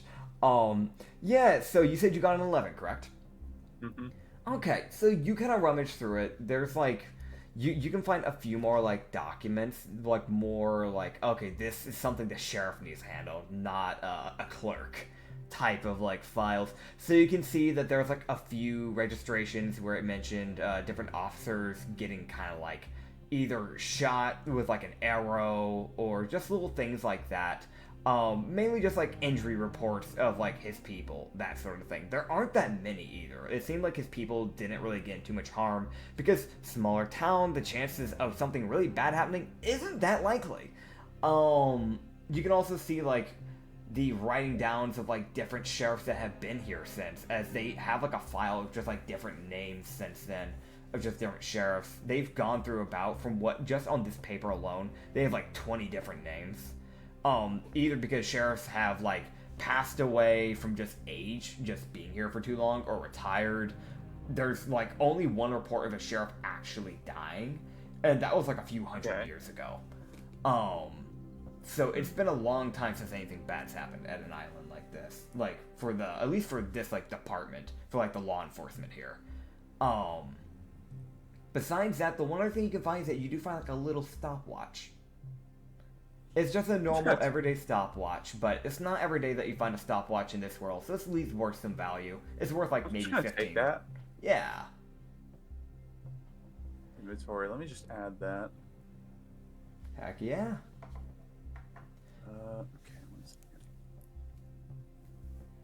Fucking neat. Alright, how do I add custom item? Let me just stopwatch. There you go. Hell yeah. Normally when I have custom items like that, if it's like a light item like that, I normally just grab a piece of paper from like the, like, cause I think that's the thing you can get in inventory, is just a paper. I just write it into like, oh no, this is actually what this is. It's not paper anymore. Okay. Alright, so there's, alright, so nothing. Okay. Leaving the sheriff's office and looking at the jail cells, I'm gonna be like, I'm trying to figure out how to approach this, because if somebody's in any of those, can I see if there's anybody in any of those cells from like the distance that I'm at? You can try to. You can roll me a perception. You're kind of just gonna be like peeking around. It's like, it's one of those things where like you kind of like hug the wall and kind of like look over, kind of cranking your neck a bit, basically. Yep. And just tell me what 9. A 9. Why are my rolls so bad? I don't know what's happening to you, man. You got that nat 20. It's just been downhill. Yeah, I'm using the physical die next time. Anyway, that's what you gotta do, man. You gotta stop rolling, because every time you roll, like non-physically, it does not. It just screws them over. So you kind of just like try to peek into these cells, but you don't see anyone in there, at least, and you don't hear anyone. But that is really all I can say for that. At least from your distance, you're not seeing or hearing anyone, if there is anyone.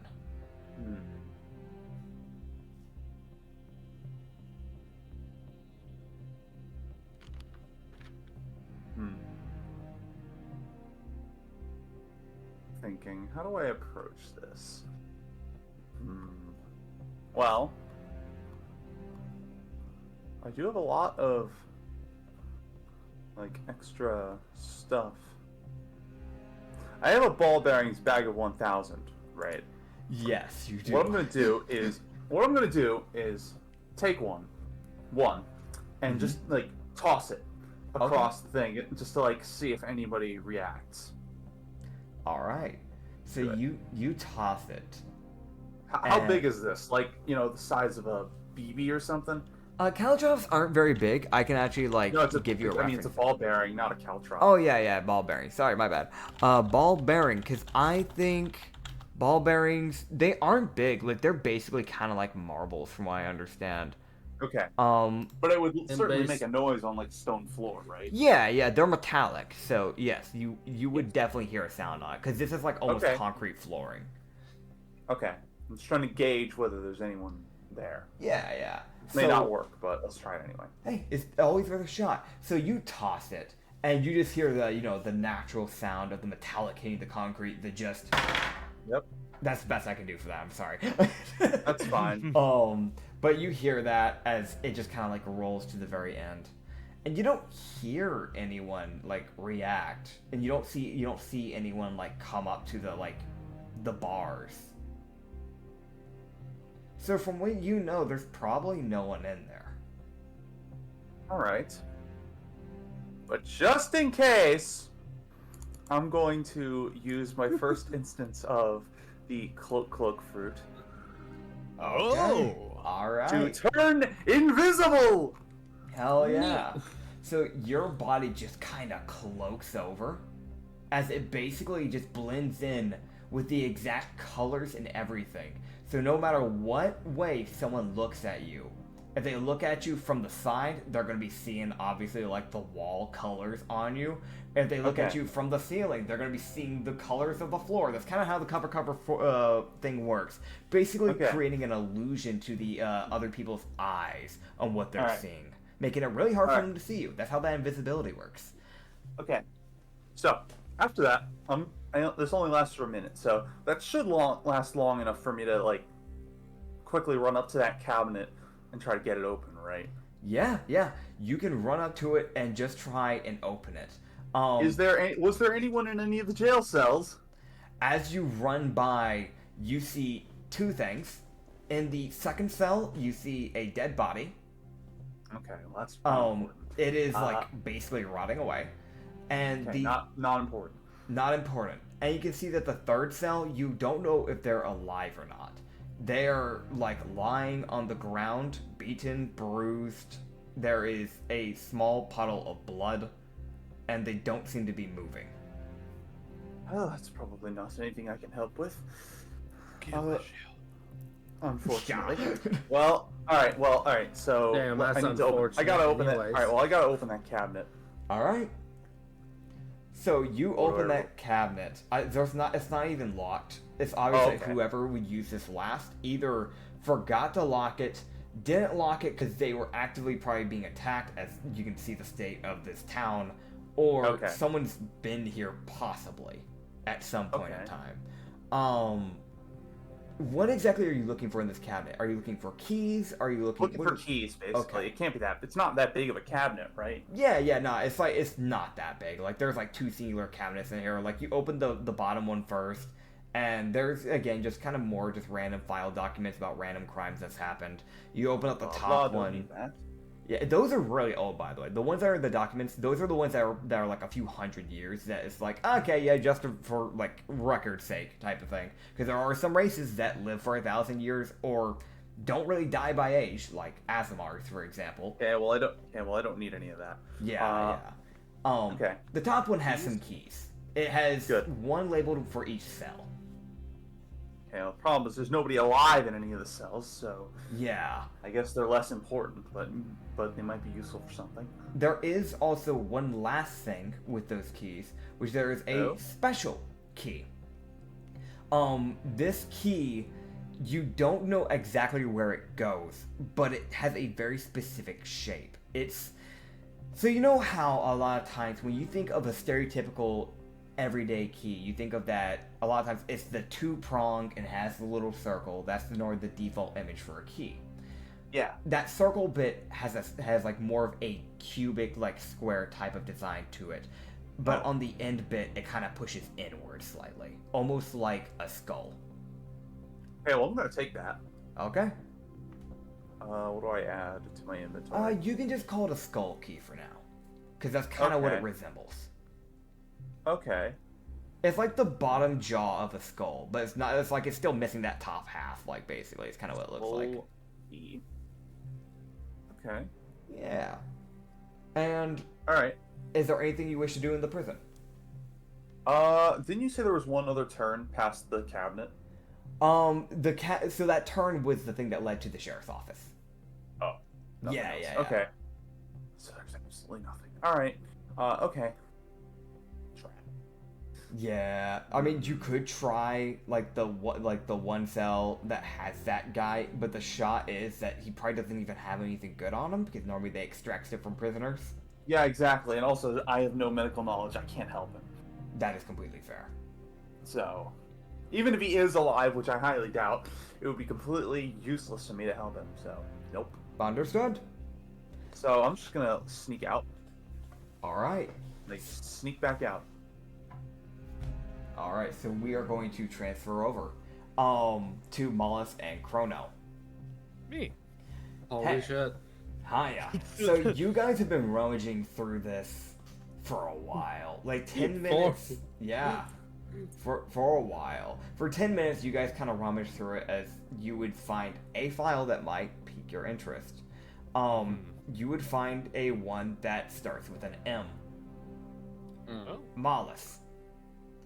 Yours had recently been issued to this island. Oh. Fuck. Wait, I gotta know, what, like, photo did they use for Mollus's wanted poster? So, fun fact, we are actually having these wanted posters drawn out. But as of now, Goblin's still working on them. That is our, like, main artist, for a lot of this stuff. She's the one that made the PNG tubers, ref sheets, all that stuff. That's fair. Oh, so Paw Goblin, she's great. I was just imagining, like, the picture for Malice's wanted poster was something really fucked up, like, he was in the middle of, like in the middle of the guy he murdered at the beginning of the campaign, like, mid-bite or something like that. Fun fact, though, I told her exactly what I wanted, so I can still describe it. She may change it later on. Worst scenario, I just go, oh, you know what? The Navy changed it. Oh, wow. But the picture that they have for Mollis is him actively biting down on the neck of the person he killed. Oh my. Fucking neat. I'm keeping it. Yeah. I called it. Incredible. So that's the picture they have, because that's the only, like, time that the Navy really were able to be like, oh, wait, get a picture. Because every other time that there's been a sighting of Moss, he's had his back to the Navy. So it's the only time where they've been able to get an actual face shot. They normally try to keep gore out of these, like, wanted posters, but it was literally the only way they could actually get a drawing of him. Fucking ripping a dude's throat out. Yeah. Fucking mint. I like to imagine Chrono, like, eventually picks up on what Malice is looking at, sees the photo, and he's just like, I suddenly understand why you were in jail. Yeah. So no, you can tell he's genuinely nervous. He gets back to That's looking. fair. you can see that the bounty says 35,000 rupees straight away. Fuck. Because not only did you kill a Navy soldier and then proceed to try and attack an entire group with a captain, on top of that, you broke out of a solitary confinement prison. Listen, they don't know that. And you stole a Navy ship, so that kind of adds up. Fuck. Yeah. Grand. I'm keeping it. Not to mention, you also threw a incredible. dart into another, like, Navy detective. So, it just adds up. I mean, I didn't think she'd care. It wouldn't have hurt that much. I mean, still assault. I mean, get over it, you fucking pansy. But yeah, 35,000 has been written down. Neat. So, does Chrono find his?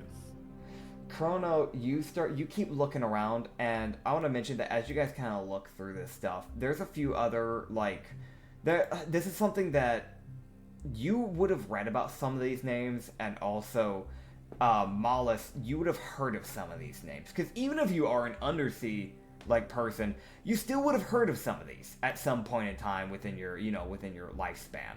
Oh my. Because with you being an ocean race, you kind of actually naturally had to deal with pirates already as it was, as well as Navy. So this just kind of adds on to it. You had heard of a group of pirates that went by the Blink Pirates. You found one of the captains. You found the captain's bounty poster at one point, which went by the name of Halimar Rostina. And he was labeled at 40,000. And you also found let me pull up this name here, because I actually rolled to see what names came up. Fun fact. So let me bring up the other one here. There was another name that you found while you're looking around, which was a way older poster. Oh, God, here we go. But here's the thing: this poster, when I say way older, I mean, like, it's not fresh off the bat like yours. This has probably been going around for a few months. You started hearing about this person within the Red Sea, which is a bit on the concerning side. But you started hearing about a guy called the Arconic Guardian. Or not Guardian, sorry, Guardian. I don't know why my brain's going bleh. But that is another guy that you had heard about. But the rest of these names you just don't really recognize. Chrono, because you're naturally pretty good at, like, you have expertise in history, right? Mm-hmm. So I'm going to go ahead and give this to you. Because sometimes expertise, fun fact, in the way I DM, expertise sometimes will give you specific things. Sometimes I just won't make you roll. This is one of those moments. I am smart. Because it also fits with your background. Yeah. You would recognize the tales about the Arcanic Guardian. From what you know, this guy was literally going from Navy base to Navy base, just slinging spells everywhere, attacking people on sight, basically leaving headquarters in ruins. He had gained a very small, party of 9 pirates, so he went for quantity over, for quality over quantity.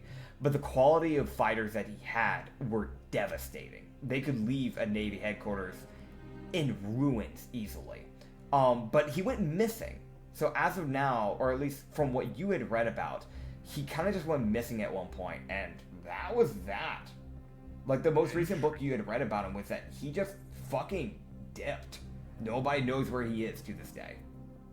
Chrono, he probably wouldn't talk about it, but he's smart enough to know, maybe he should make a mental note of that. Because, clearly weird stuff is happening lately. Yeah. Now, the final thing is that eventually, at that 15-minute mark, you would find your old poster. It hasn't been updated. It's not for sure whether or not this is old, or if they're redistributing these wanted posters, but it has you at your younger self, when you still had your natural black hair. Okay, that's what Chrono wanted to at least know. That's just okay, they are already looking for me. Good to know. Now, here's the thing. You also would know that they had put out posters as soon as the thing happened.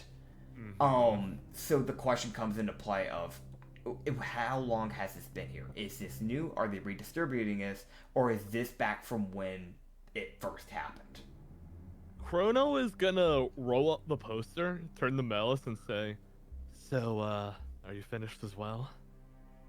Yeah. I got what I needed to know. Let's go find the others. Same here. Sounds good. And I Alright. presume they just get out of there. Yeah, Malice is going to also, if he can, start. He doesn't know where the others went. Yeah. They disappeared. So as he's walking, as they're getting further in town, he's lightly reaching out mentally to see if he can find the people he recognizes. Okay. Chrono's He's- tagging along with him, but he's also going to keep an eye out for anyone. Yeah. Okay. And also, I'm wanting to make sure that we're not walking into something, because he doesn't know where the others are, and at this point, with everything he's seen, he's sitting there I don't even know if they're alive. They might have been ambushed at this point.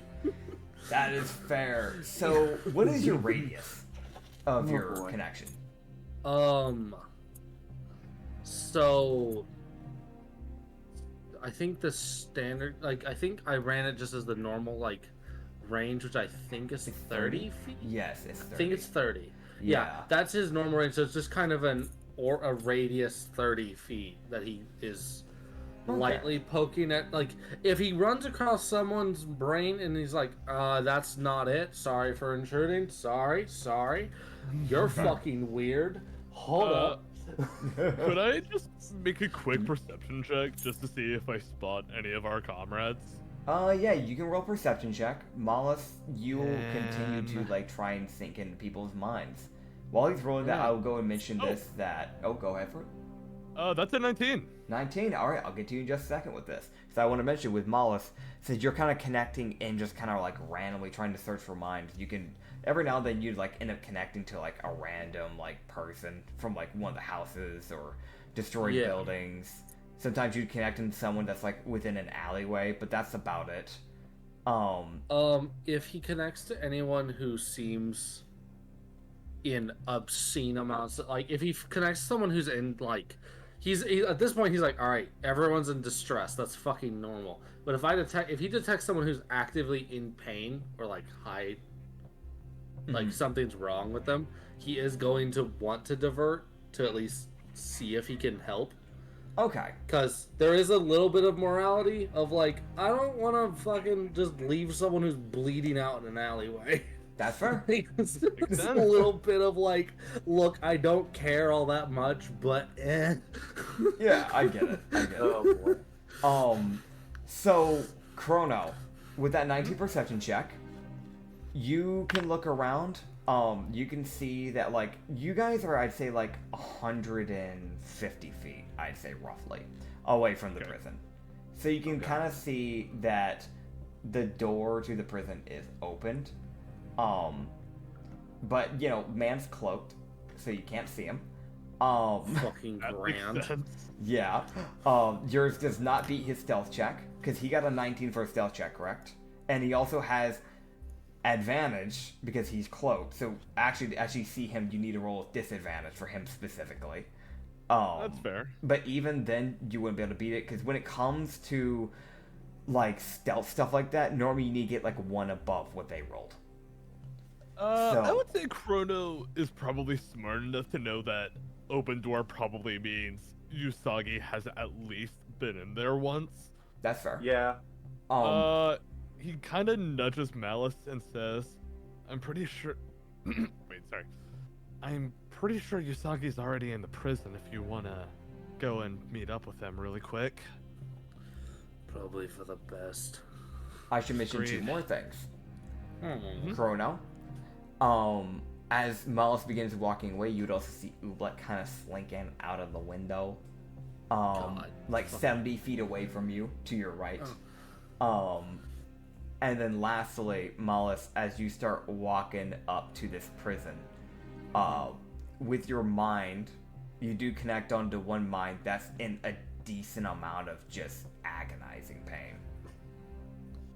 Oh? Alright, I am approaching their location. So you would be going into an alleyway. Fucking grand. I feel safe. And you can see this one person. I do have an image for them once again.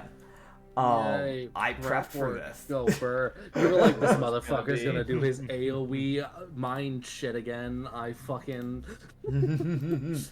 Alright. I So, might not see them, but damn it, I'll know they're there. I'll throw it up in NPC visuals. This guy is not looking as happy as he is in the image. I'm letting you know ahead of time. Oh boy. So this guy's pretty fucking beat up. You're looking at a drow with this like white hair that's kind of like, it's a little messy. It's pretty fucked up, let's be honest here. There is like it looks like there is like lint and dirt and just all sorts of like random minerals from earthen minerals that are just mixed up into his hair. It goes like down to his shoulders. He has these long pointy ears, which is natural drows with these like, you know, dark grayish skin. He has this like very tattered and torn to bits white robe with this like kind of like reddish or very dull red, because it's faded away a lot, cloak that kind of goes over his shoulders, again with no hood. And then underneath that cloak was a second cloak that was more blue, but once again probably was a lot more vibrant, but has kind of dulled away and faded away over time. You can see that there is a cut that is pretty fucking deep in his chin, and another cut that is up on his right arm as it kind of went through the cloth, and you can see that his right ear, a portion of it is just completely gone.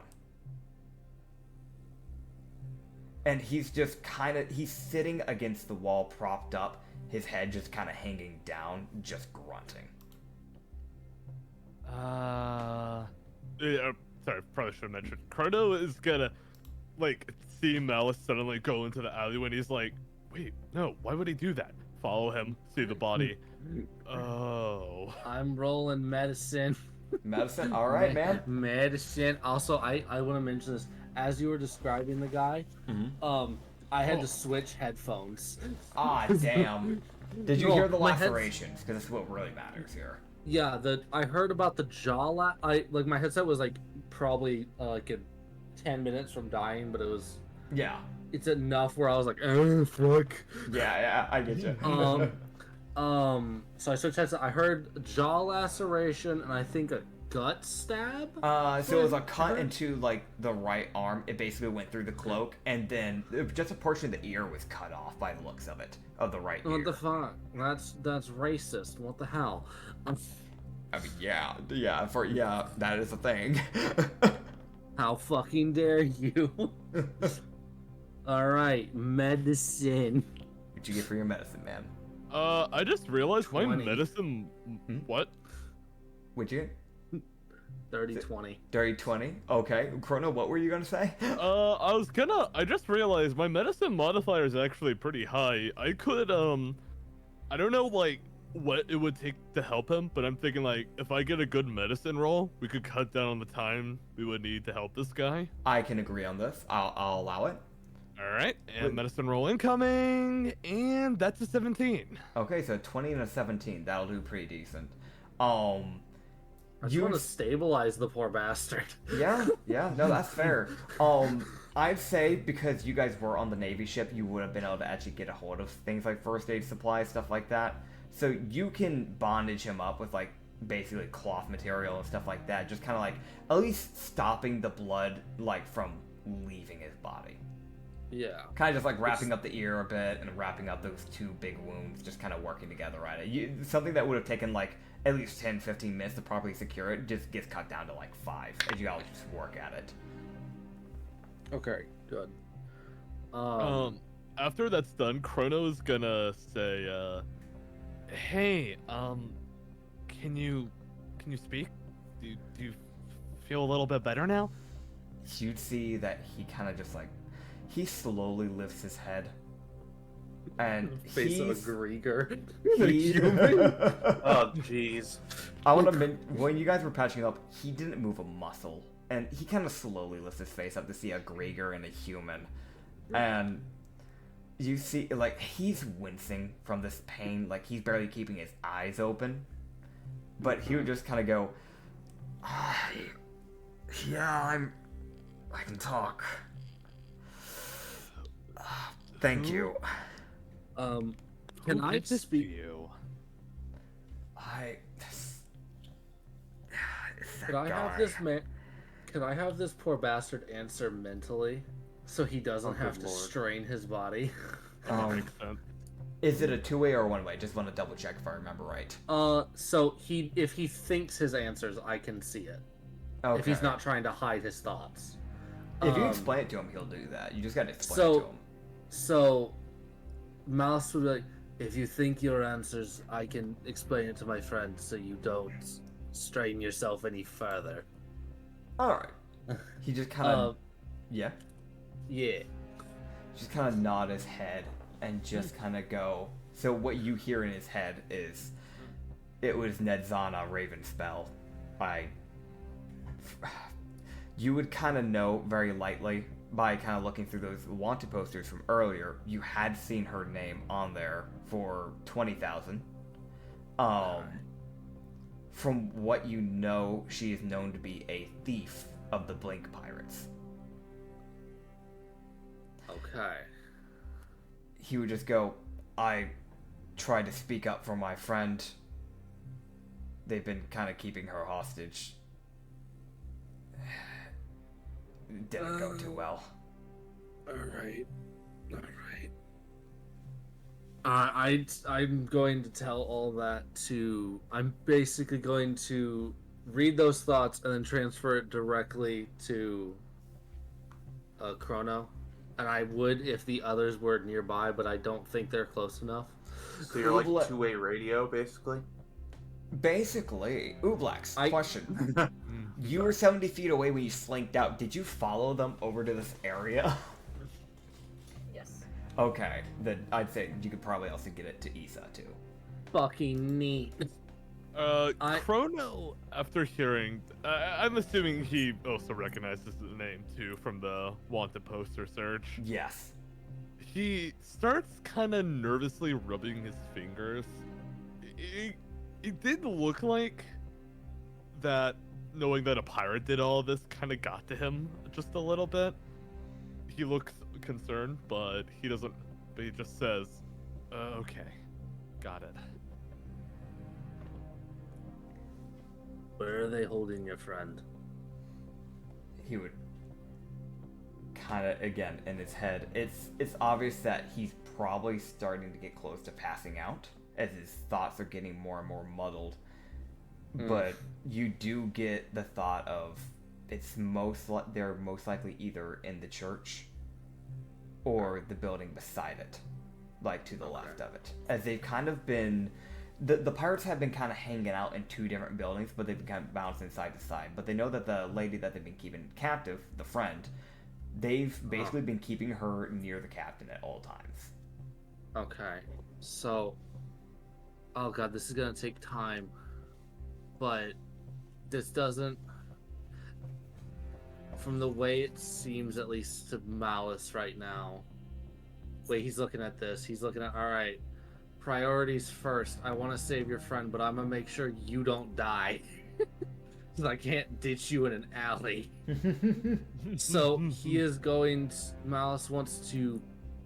I want to pick this guy up effectively, as carefully as I can, and take him back, at least to the ship, just so he's away from this That's right. fucking problem that we're dealing with. Which... Now at this point, it's not a fucking mystery to Chrono. Malice now is like, well, now that I know about it, I kind of don't have a choice. I'm gonna at least try. All right. So understandable. Really quick, I'm assuming would Usagi probably just see the group go back to the ship and follow at some point? Yeah. He sees Malice carrying a drow who looks like he got fucking ganked.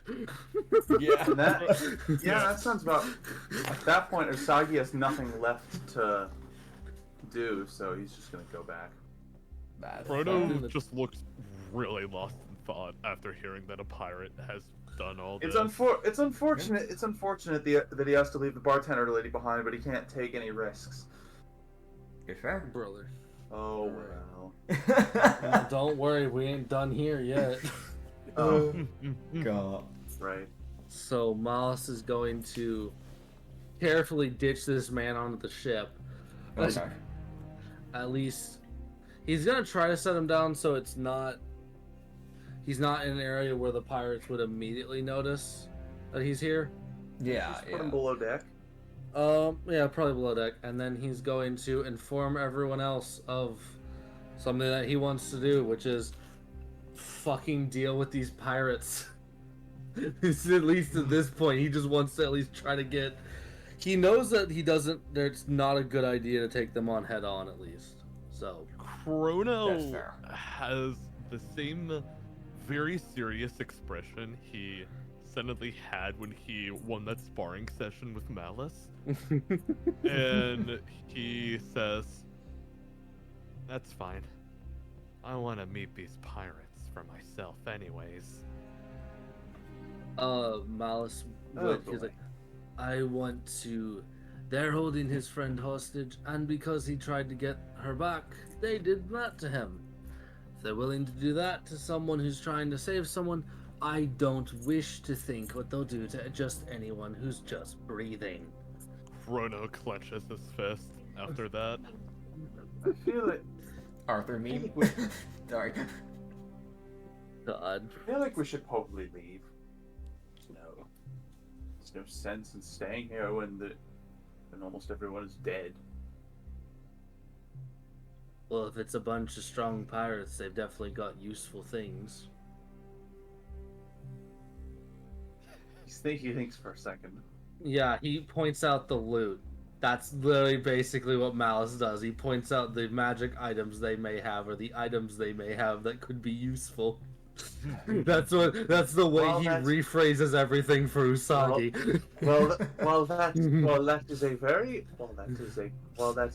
Would be good. We need to.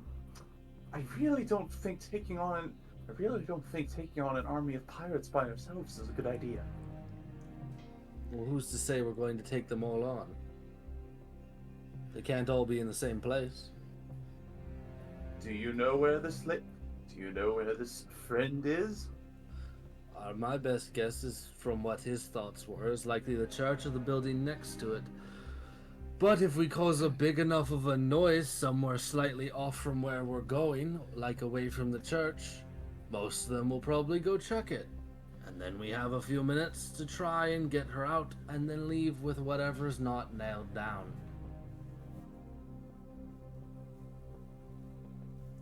He shrugs. Well, when you put it like that. Pirates Okay. have gunpowder. That's what he's gonna point out is the pirates have gunpowder. That is true. Take the gunpowder, put it somewhere where there's not people, light a real long fuse, go the other way. It go boom. Pirates go, the fuck was that? And then we go steal things in peer person and we get the fuck out of here. Alright. Because I don't know what Malice has been told. All he's working off is the knowledge that he got from the drow. Yeah. I don't know if he's gotten any of what either Usagi or Ublex learned. Oobleck? As far as I know, Ublex has not said a damn word. Oobleck? Oh, black. Oobleck. Malice does not. Malice is working off the knowledge that there is no mind. Like their mind is not real. There is nothing. Oh god. I would also point out that again, y'all don't know where Gulthine is, but you do know where Benjamin is. He is willing to offer like support from afar, because he does still have to protect the ship at the end of the day. But he is willing to try and snipe from the distance. Oh. Okay. That's all he can really offer is some sniping assistance. That's about it. Okay, this is gonna be a fucking long shot. But I just had an idea. Okay. Is there a so I know the church probably has a bell. Because Yes. of the bell tower. They Are would there have a bell any tower. other bell towers? That would be the only one. Damn it. Now, I did send you guys that link to Roll20. Okay. That map does have kind of a layout of the area. If you wish to see that. That would be good. So if you click on the link, it should bring you to the campaign, so you'll be able to see the map. If not, then I worst hit scenario. launch game. Did you launched game? I had to click launch game. Yeah. You gotta click launch game, and they should let you in. Yeah, I see Dylan showing up in here. So there is a well in the middle. I'll go and describe this while you guys are loading into it. There is a well into the middle area of this like little like this is like at the far end of the town basically. Like because again I did say it was like deep middle town. Really, basically. I'm very sorry to cut you off. Yes. I can this map is just blank. Oh, is it not Yeah, it showing? It's Okay, not. hold on. I think I know why. Let's try yoink. It's a white. Oh, I see why. Okay, so it put you guys onto this for some reason. Why Holy do crap! that? This is an Amori reference. It didn't put you on the right page for some reason, but it's fine. I can easily fix that. Not a problem in the slightest. All right, so just go to my Discord thing, grab my little map, my little map. Give me that little map. And then I just gotta drag it onto Roll20, and I'll just size it up to the grid. Because if it wants to take, you wanna copy that? There you go. All right, sorry about that. I've never had to do that before, so that's a new one. Yoink, and then yoink. There you go. Now it fits in size. So you guys should all be able to see it now. Yep. Basically, you have a well in the middle. You have on the bottom middle of the map that is the church area, where there is a tower. There are two buildings to the right that you can see straight away. They're kind of tattered up. That's kind of the other one. That's some of the other buildings that they haven't really bothered to touch by the looks of it. The building to the left is the other building that they were talking about, like, oh, he's been bouncing between the church and the building to the left. That's the other building. And then there's a pretty destroyed looking, like, shed that is, like, a little bit further up after that. And then the house, and then just, like, a random house a little bit more further down. That kind of leads to a different area of town. But that's kind of what you're looking at. Interesting. So, here's my idea. Mm-hmm. Yes. If we can find a bunch of gunpowder or something, just my idea was to, if there was another bell, just hit the bell or just make noise over there. Bell's not gonna mean anything. That's not gonna. I feel like that's not gonna be enough by itself. Okay. No, because since the bell's not an option, then it wouldn't be. At least I don't think. Technically, you could have, like, Benjamin try and snipe the bell. Yeah, but we don't want them to be. The thing is, Mouse wants to try to draw them away from the church. That's fair. That's fair. He's like, I don't know how big this crew is, and I don't care enough to deal with them. So I don't want to deal with them. Oh my goodness. Fair. Fucking giant icon. Giant Think of icons. any ideas? I mean, I don't think Chrono really would have a Well, solid idea. actually, we don't need gunpowder, really. I mean, I have a flask of oil. You can always just set some random building on fire. As funny as that would be, And be done with it. what about the person we're trying to rescue, though? Yeah. Okay. I said some random building. How connected are these Oh, yeah. buildings, Mr. DM? So, I'm glad you asked. So the church building isn't really too connected. It does have, if you can see those little lines going, like, in between the buildings and the other thing, those were most likely some type of festival. There's probably some festival going on before this happened, before they got attacked, or when they were being attacked, because those are like festival lights that kind of connect from building to building. But the buildings to the left, those kind of connect together. And the buildings to the right kind of connect together, but the church is separate, and the building is separate. So if we go like off stage right over here, like off the map a little bit, and light some building over there on fire. Yeah. That is very much possible. A lot of these buildings are like just cobblestone and wood type of deal, like basically log cabin type of style. So it's very possible to set these buildings ablaze. Okay, we should do that. Okay. Okay. Okay. Okay. Well, I'll volunteer to do that. All right. So, just for clarity's sake, I want one of you guys to ping what buildings you exactly are planning to burn down. This one's made mostly of wood. This one.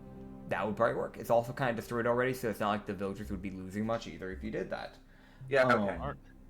Yeah. The goal is not to fuck these people over. The goal is to try and help. Exactly. At least the ones that I'm aware exist, which is currently one motherfucker. fair. I am only aware of one dude, and that is how I'm acting. That is fair. So here's the thing. Are you guys all going to the same building, setting it on fire, and then where are you going? Or how do you guys want to lay yourselves out? I'm going to give you guys control of your icons.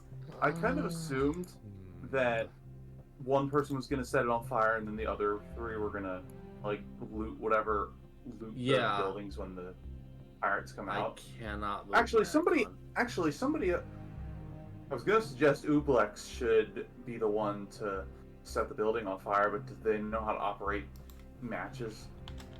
No. They probably don't. It's going to have to be me. Okay. That is fair. There are three people that know how to... Stealthy. Yeah. Why is it not letting me Can you give confirm someone... these allegations? Can Ublex use matches or not? Ublex, do you know what a match is? Roll intelligence check. I don't think God. Ublex does. Yeah, that's fair.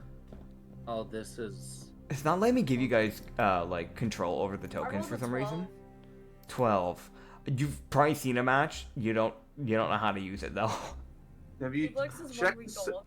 check the settings icon for each token? Yeah, so I'm checking the settings. Controlled by, here we are. Okay, There we cool, go. cool. So, which one did I just click on? I think I just clicked on... Issa, don't forget to join the campaign, because I need to be able to give you control of your character, Ublex. Okay. This is Mala, so this goes to Acrid. Yoink. Oh, This what is- happened? I clicked. Oh God. This is Reed's character here.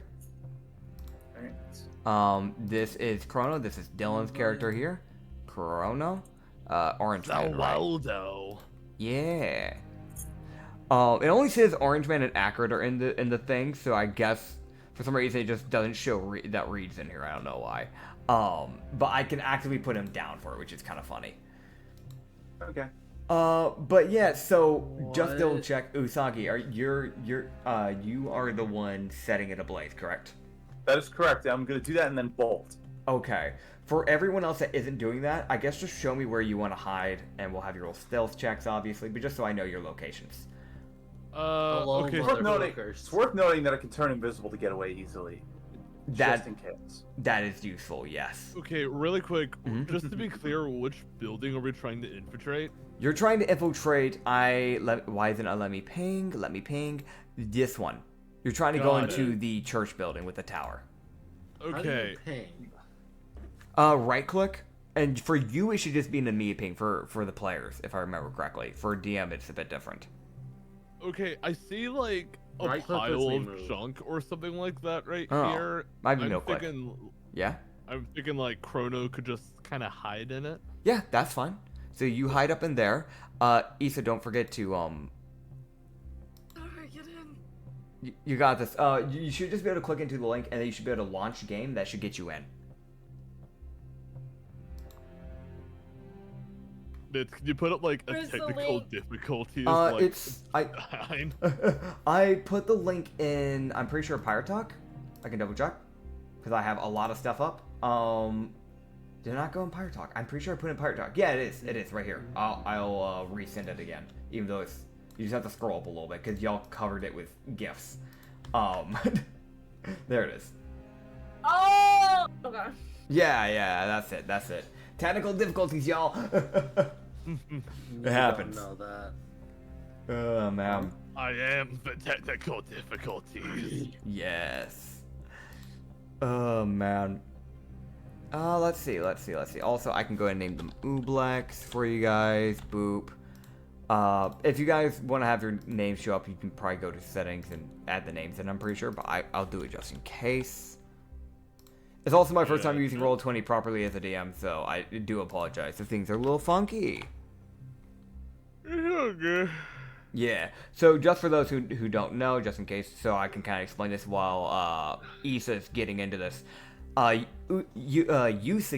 Usagi, sorry, gosh, dang it. Usagi, he is going up to the wooden house that's completely destroyed and obliterated. He's going to set that on fire. We have Mollis, who's gone to the house on the left of the church. He's kind of hiding around the wall. We have Chrono, who's hit on the building to the right of it that's really close to the area, just kind of hiding up in some junk. And Ublex, let's see, I still do not see that you have joined. Have you joined in yet? There you are, Toasty. Okay, I can give you control now. Go ahead and move your icon around and put it to where you want to hide. Still loading it. Oh, okay. Gotcha. It just showed that your icon showed up. I was like, they're here. Man, we are an organized party of being every fucking where but next to each other. Fucking come organized. I'm Yeah, going now you can through the move. wall. Reminder for Ublex, you're trying to infiltrate Shkadabing this building. But how do you Sweet. ping? I don't understand. There's I don't- the building. Yeah, that's the building you're trying to get into, but you need to hide because y'all are going to be causing a distraction at the wooden building that Usagi is standing at. So where are you hiding? I am hiding right here. I've been in that box. Okay, so go ahead and move your little icon over there, up on the box. Yeah, you can like slink in between the boxes or just go inside of a crate. That works. Oh yeah. So I'm gonna have everybody roll their stealth checks, obviously. Okay. Even for Yusaki, because you are gonna still try and hide, from what I understand. So you're gonna try and dart. I will roll me. I'm just gonna roll and roll 20. That's fair. That's fair. 13. Okay, 13 for Chrono. I go to 7. I'm gonna die. I'm going to die. Malus, what'd you get? I'm not. I'm standing there. What'd you get? Nat 1? Yeah. Okay. There's no. Okay. Oh, I'm not. Oh god, I'm so fucking dead. Oh god. Okay. And what about Yusaki? I am the distraction. I'm just gonna set like sprinkle oil all around the place, like just in a line around the whole building, and then just use my tinderbox to set it all ablaze. Okay. In case my saying, modifier I'm will not- somehow well- save me. Saying, well, I'm not much of a pyromaniac, but sometimes a less subtle approach is needed. That is very true. Alright. So, whoosh. There's no one in that building, right? Hope not. Yeah, you sure hope Way not. to go back now. Like, literally, like, as he ignites it, Mouse is like, wait, we didn't check. Oh, well, it's whatever now. Hey, you check with your telepathy? He's not close enough. He's too far away for that because the 30 feet distance. I'm pretty sure. I don't know why the grid's not showing for you guys, or at least I don't see the grid. I don't. But it is locking the icons. Yeah. Okay, cool. Do I have? Should I check? I'll try and fix a way to like. You could check, by the way. Yeah, no, I only can reach about halfway to the well. Yeah. Also, quick little thing: if you grab onto that little ruler icon to your top left and you hold onto your icon and stretch it out, you'd be able to see the exact measurement. Like I'm measuring for you, 30 feet goes to the well for you. So like, yeah. I'm in a solid position, actually. Yeah. Yeah. I can actually kind of reach out. I can reach out pretty fucking far. God, wait, how far? God damn it, Oobleck. But yeah. God. God, I hope there's no one in that. Oh my god, dude. He's messing. For those who don't know, he's messing with the ruler and just created a mess, but he got rid of it. I haven't been able to ping once. I don't know what's stopping me. What's everyone else using for ping? Because for me, it's just right click. I just like old to click. scream really Alt click? loudly. No, it's just right click. Oh There we yeah, go. I have to hold left mouse. click. Gotcha. Oh, yeah, I left click. Yeah. Okay. Well, now you know at least. Anyway, are you? Anyway, so you're setting it on suppose fire. I'll check inside this building before Yes. I set it on fire. Yeah. Is there anything Okay. inside? No. No? Okay, good. Then I'm gonna. Okay, good. Then I light the match and throw it and like flick it onto the fire. All right. Yeah. I'm just then what? like me as a person, I didn't think about it until like as And you then were. run. I was like, wait, did we check? and then I'm gonna run. All right. Yeah. So where are you running like to? Bolt to like this building and hiding here. Okay. Yeah, so you're going into an entire building, not even hiding outside. Okay, so that's completely fine, by the way. Okay. If anything, because you're going inside, are you just going to be peeking out of a window waiting for them to go by, or? That's correct. Okay, so technically you have cover, so that would be... That's a different type of cover. Okay, I'm going to give you advantage for that, actually. Oh shit, really? Yes. What, for stealth? That's Okay. like to reinforce that they can't if he's really hidden. Yeah, because like think about it, like with him being a Harrigan and only being 4 feet tall, the windows kind of sit at a weird area where if they saw him, they'd just see the fucking ears and the hat, like. So Okay, so the it's ears like are pushed down by the hat. yeah, though, yeah. So really, not just really. it. Yeah, just. So the hat. really, he's got like 9/10 cover. So he's got like a plus 17 to his AC. He's invincible. Oh yeah, that was a good idea. It's Anyway, disadvantage.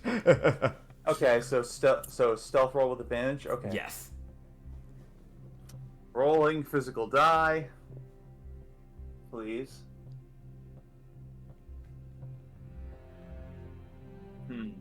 That's a That's 12. Okay. So, all right, understood. And the second one is a 15. Okay. That's better. All right. That's actually good. So as soon as you set this thing afire, it's like I think a good minute or two before people start like rushing out of the building on the left and the church. And there's like a good like group of like 15 pirates that kind of like rush out, like just there in an obvious panic, like, oh fuck, wait, no, there's people here. Wait, no, there's something. Who set this on fire? Who set this on fire? And as some of them start to rush past, the giant Grieger. They look over and they see this guy just kind of standing there. Menacingly. Yeah, and like 3 of them stop and just go, "You're the bloody one who did it. It's you. You did this. You mother." And you just see. Can I scream in their brains? Yeah. No, you'll give it away. No, you'll give us away. No, I'm screaming in their brains, and I'm just gonna fucking book it. It's not... right. Yeah, you know what? Here's what I'm gonna have you do. You can scream at them, and you... Go ahead. Can I just scream in Abyssal just to fucking scare the shit out of them? Yeah. Give us away, though. It'll only give him away, but he had a nat 1 on his stealth, so you guys will be doesn't fine. fucking matter. Yeah. I don't care. They're seeing me. He's also completely away from the rest of you guys, so you're fine either way. I'm going the opposite direction. I'm gonna probably die, but it's fine. So, out of the 15, you see like 10 of them look to you as you start screaming in their head in Abyssal. And you see like 3 of them just kind of recoil and the most like, "Hey, what the fuck are you saying to me?" And just pure confusion, because for those who don't know, Abyssal is like a pretty demonic sounding language. It's like being yelled in Russian at sound. It's like a Russian person yelling in Russian at a person who's speaking English. Okay. Yeah, that's the best way to put it. Just a little bit more demonic. That's the best. So he does that. Which way are you running off? Like straight ahead or to the left? Like in between that arch? Oh god, I'm going to. Let me see. Because I'll ping this bit of that building that kind of connects to the left into the next building. That is like a weird like bridge arch that kind of goes over it. So I want to fuck with these guys. Okay. So Griegers have actually really good climbing speed. Okay. So I'm gonna say fuck these people. I'm going up. Okay. I am ascending. All right. Yeah. So where are you scaling? So here's the idea, right? Okay. All right, there we go. Oh god, I need to figure out how to use this fucking shit because I need to figure out how far I can get. Yeah. Is this the fucking? Oh boy. Okay. So if I go here, if I go up. Well, how high is the building? I should ask that. It's a 2 feet tall. Yeah. I'm just gonna. So I only need to go up 2 feet to get up the building. Yes. Okay, so I'm gonna climb the building. Okay. And then I'm going to go over here. All right. And then, kind of end my turn. Hey, this is for the mobs. Because pirate crossbones, Jolly Roger, you get the idea. Yeah. Well, I'm gonna go up and I'm gonna end my turn on top of this tower. While that's happening, I think Chrono kind of puts it together from the mobs and the Kruger screaming in Abyssal that, okay, the distraction was successful, albeit improvised. Yeah. Everyone follow me. Get onto the building, assholes. Come up here. He is going to make a break for the church building and get inside while that's happening. And for the other 2? Chrono and or not Chrono, Usagi and Ublex. All right. Thank God you can't hear me screech in Abyssal. Yeah. I'm gonna turn invisible and run all the way to the church. I should be able to cover that distance, right? Yeah, you're good because right now you're not in initiative yet, so I'm not gonna make you start like actually caring about like how much you can move just yet. Okay. Ublex, are you gunning for the church too? Yeah, good to I get the feeling I have Alright. initiative though, because I kind of got noticed. That's why I was like, I don't think I can only move like 40 feet. So the pirates, this is something I haven't gotten to mention yet, but the pirate groups that kind of like ran out of the 15, you have 10 of them on you. The other 5 went to go deal with the burning building. The 10 are mainly just a mix of like human, elves, and dwarves. So fucking neat. I really want them to climb up after me. So until they kick them off, until they get onto the building, for now there is no initiative yet. Neat. Okay. So for now they're on here. When I move the icon up onto that roof, that means that they're actually on, and that's when initiative will start. So. Okay. Well, in that case, which building's the church again? Is it this one? It's the one that the Chrono's one at. I'm at. Yeah, because that's the one with What the now? tower. The one that Chrono's at. Yeah, that guy. Yeah. Okay. Me. Yeah. So I'm gonna bolt all the way here All right. and just immediately start yanking whatever I can find. All right, I gotcha. Fuck So the person, I take the money. I'm so. Oh, I'm so. Is there a person in there? there is. Is the person we're looking for? We're gonna get into describing this in just a second as the three of y'all, as the slime, the rabbit, and the human dart in, because I want to mention very quickly. For the humans, they're currently trying to scale the building. The humans, dwarves, and elves. You can see that like a lot of them are trying to find a foothold. So you probably have 5 minutes that you can stall up on here before they get up. Yes. Okay, can I pour holy water into their eyes? You can. It would really only harm undead. I will remind that. Then I'm not going to do that. But I am going to throw one of my wooden stakes down at one of them. Oh my! I guess roll to hit with. Is it improvised weapon? So you just roll. I have a legit wooden stake that you could put into a vampire. I have 9 of them. You know what? It's a fucking sharp stick. It's basically athletics? a fucking yes. Fucking yes. Yeah, athletics. Let's go with that. The thing I have expertise in. Let's fucking go. Alright.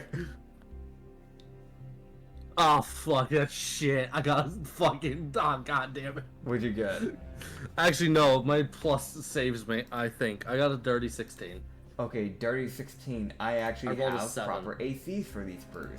So let me check. So what was the total again? It was a dirty 16 to fucking yeet a piece of wood at high velocity into one of them. I don't care how much it hurts. But the thing is, I'm really just hurling it straight down at their heads as they're sitting there. So I'm like, I don't care who you are. Even if that just grazes you, it's gonna fucking hurt. So here's what happens, right? One of the humans starts trying to climb up.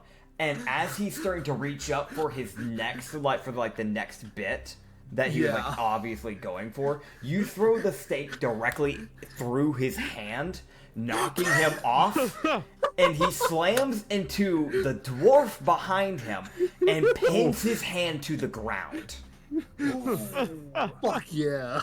Brilliant. And so the others, what they can hear from inside, as soon as they're like going in, they can hear the most agonizing scream as you hear just as this man's hand is just fucking pinned to the ground. Yeah. I love the sheer fact of just the monk going, you know what? Fuck your hand.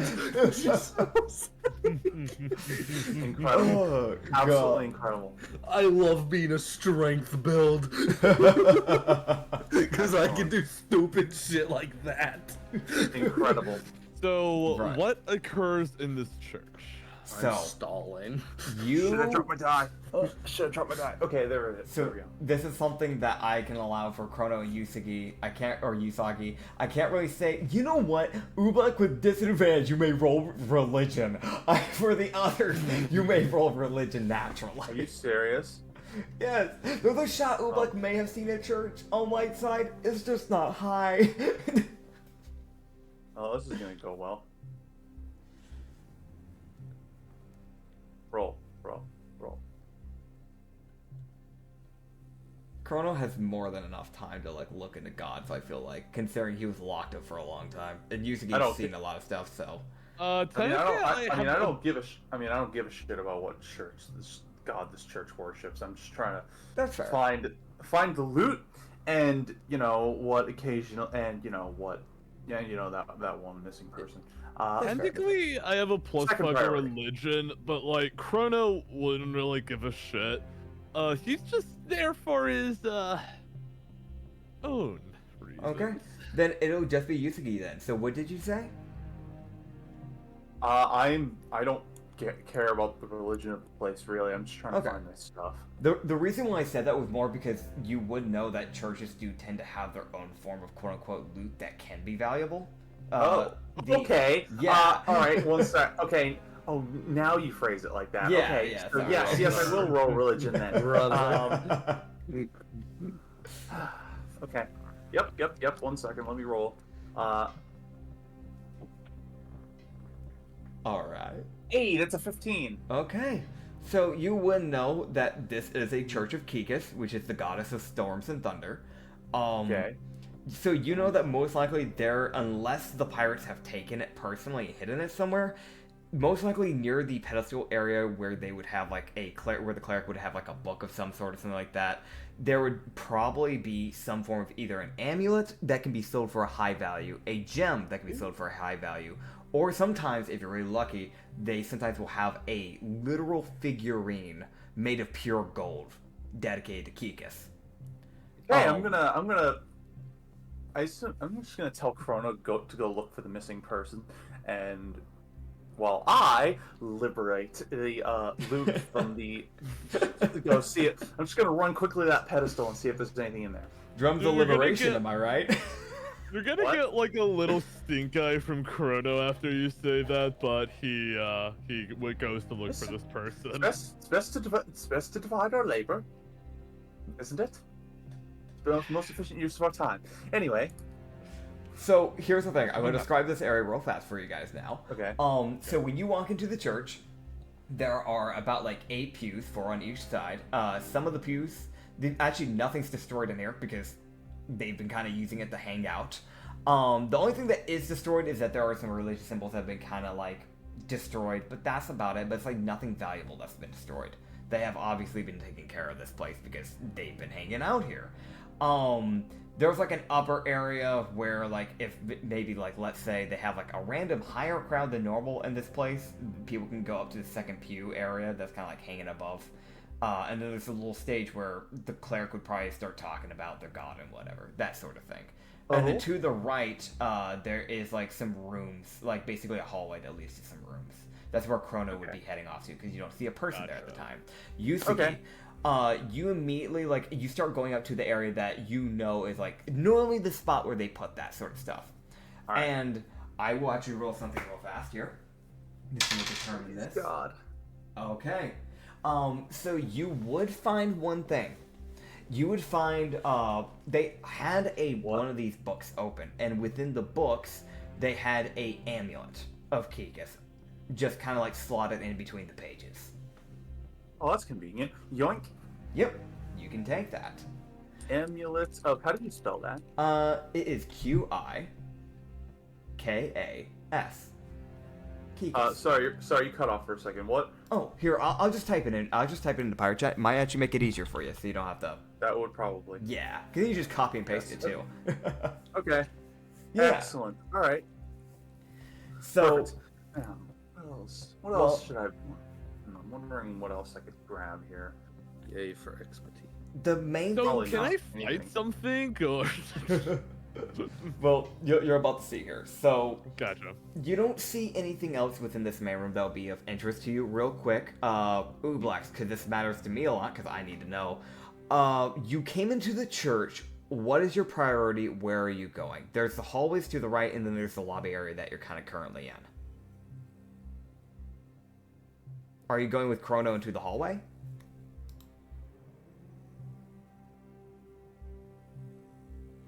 Isa?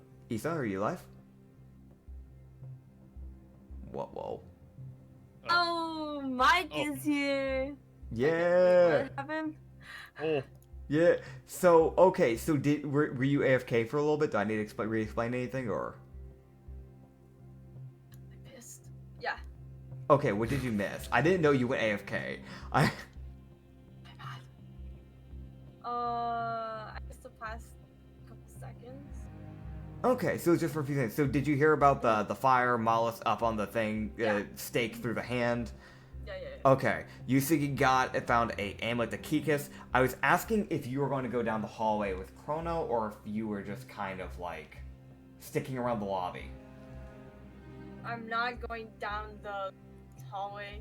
I'm just staying right here. Okay, so you're staying in the lobby with Yusuke. Understood. Yeah, I'm not that curious. Alright, so Chrono, you start going to this hallway, and there are 3 doors to your left. Which one do you go through? 1, 2, 3. I mean, I might have to check all of them anyway, so I'll just start with the first one closest to me. Alright, so the first one you go into is, from what you can easily tell, this is where the pirates have probably been sleeping. It is very obvious that they most likely stole random beds from random houses and decided, you know what, this is ours now. It's a pretty spacious room, probably where they would have had like the choir instruments, stuff like that, stored. They just turned that to like basically sleeping quarters. So there's like random swords in here, bows. Actually, quick question: is by any chance is there a short sword among these array of weapons? Definitely, but here's the thing. It's not a normal short sword, it's a cutlass. Okay. Cutlasses, I count as short swords. So, Okay, yes. that's fine. Cutlasses aren't a thing in D&D for some reason. So, yeah. Chrono is gonna take one with him, and Okay. then he is going to search the next room. Alright. Yeah, you can... I'll add the short sword later. Yeah. Just remember to relabel it as a cutlass so you remember. So, yeah, you can go into the next room. The second room you walk into, there is... Oh boy, I actually need to check something, because this matters a lot. Okay. And okay. So how fast do you open this door? How fast? Yeah. I would say I would do it as fast as possible. Yeah. Okay. So you swing this door open, and you are immediately eye to eye with 3 people. And because you moved it so fast, they immediately lock eyes with you. You would see that there is 1 lady here, and there are 2 guys here. The lady is probably the person you're looking for, from what you can get the gist of out in the NPC visuals. As you see this lady, you don't know what race she is, but she has these dark brown horns that kind of curve around her head with this like purple crystal that's embedded into the middle of her forehead. She has this dark purple hair that kind of goes down all the way down to her knees, and that's even with her like braiding some of the bangs to the side. Okay. She has these pretty torn up, well, not as torn up as what you've seen from other people, but they're still lightly torn up. It's like this crop top leather jacket. There's just a few tears within the sleeves, but it's not anywhere as bad as what you saw like with the drow, for example. She's wearing this crop top shirt that has this like white fur that kind of goes around the V-neck area of it, around the collar. She has these silver earrings and these pretty torn up jeans that fit her pretty well on the side. And then these boots, these leather boots that go up to the knees with this white fur that kind of comes up at the very top of it. She has this pretty dark skin. It's most likely that she's just seen an insane amount of sunlight throughout her time. She has a few, like, cuts on her face, but that's about it. And you can see that there is an immediate mixture of concern and fear in her eyes. And then there's the other two people that you connect eyesight with on the spot. And you see, first of all, the very man that was kind of described by the drow, or not by the drow. Actually, you wouldn't even know, because the only one who has this information is Ublax. But you can assume that it's one of the pirates. As you see this man, you see a light elf with this long black hair and this like pretty like chiseled chin. Wearing this like red vest and cape. Well, not really what's the word for it? I guess technically a tarp. Just kind of like across his chest with this like black undershirt underneath it with these red leather bracers and red pants. And with him is what is most likely that you would recognize on the spot due to the wanted poster. You know this face from the second you saw on the poster, as you see Halamar Rostina, the captain of the Blink Pirates. Oh man. Staring you face to face. You see this wood elf with this sharp tooth that always seems to stick out even with his mouth closed on his left side. This long brown hair, and it hasn't been like really fully shaving it. He's got like this midnight shave type of shave going on. These like very like decent tan, as is pretty common with wood elves, and just golden earrings that go on both sides. He's wearing this pretty pirate-esque type of like normal like captain like black hat on his head with like a green cloth that's underneath it, most likely to keep it from messing up his hair. He wears these golden chained necklaces around his neck and this like white undershirt with a brown vest that kind of just goes over it. Probably so if anything were to happen, like bloodstains or anything, to kind of keep himself a little proper. He seems to take care of himself pretty well. And just an insane amount of jewelry on his hands and around his, like, belt. Alright, so... okay. So, Chrono, he really wanted to fight these pirates. Mm-hmm. But then, after suddenly opening the door to what he presumes is, well, their strongest fighters probably, and their captain just looking at him, you see Chrono with in his other hand that he's not holding the pirate cutlass with, he kind of like flicks it a few times, like a gear tries to materialize, like he's trying to use his power to rewind. Can I just rewind and not be here? After a few attempts of failing, because in order to like actually use his power, he needs to really concentrate. He quickly shuts the door and quickly goes into the unexplored room and quickly closes the door. And they don't all of notice. His bravado, all of his courage just seemed to vanish on the spot. Wow. So, as you slam this door closed and try to rush to the next room, you can hear cackling from Halamar. Oh no. Oh, and God. you don't know what he says, but there is some muffled speaking behind the door.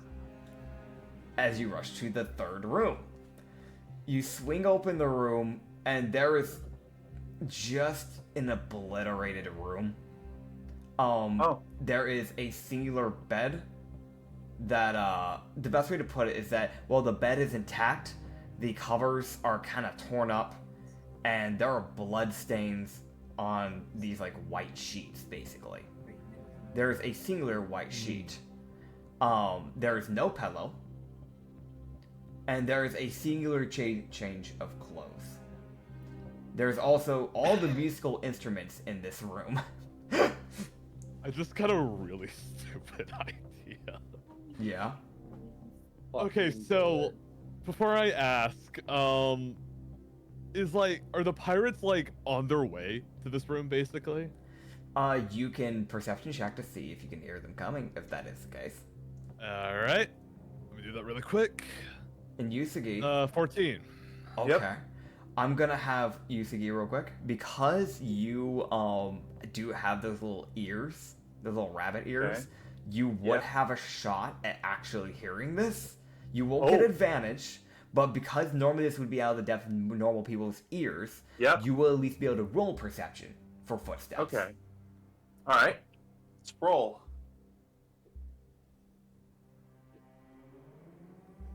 Oh, that's good. That's 22. Okay. Chrono, Kick ass. All right, there we go. you do not hear footsteps. Yusugi, you do. And also, you hear... Can I just hide? Like, fast? You may, but while you begin to hide, I want to let you know that you hear a very familiar chuckle. Oh, no.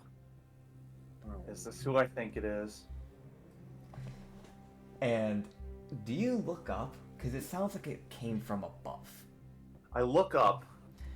You look up, and you see an old friend. Oh, here we go. As- Here we go. You see your So, like- old friend Nekomata, Oh, boy. the phantom thief who is a good rival of yours that you got to know over time. And I have a picture for her. I'm sorry, really quick. Guess who just won the prediction? Because this It was is what me! re-DM'd me earlier today. I fucking told you! You did, man. Oh man. So Oh. it is this Black Panther tabaxi. Yep.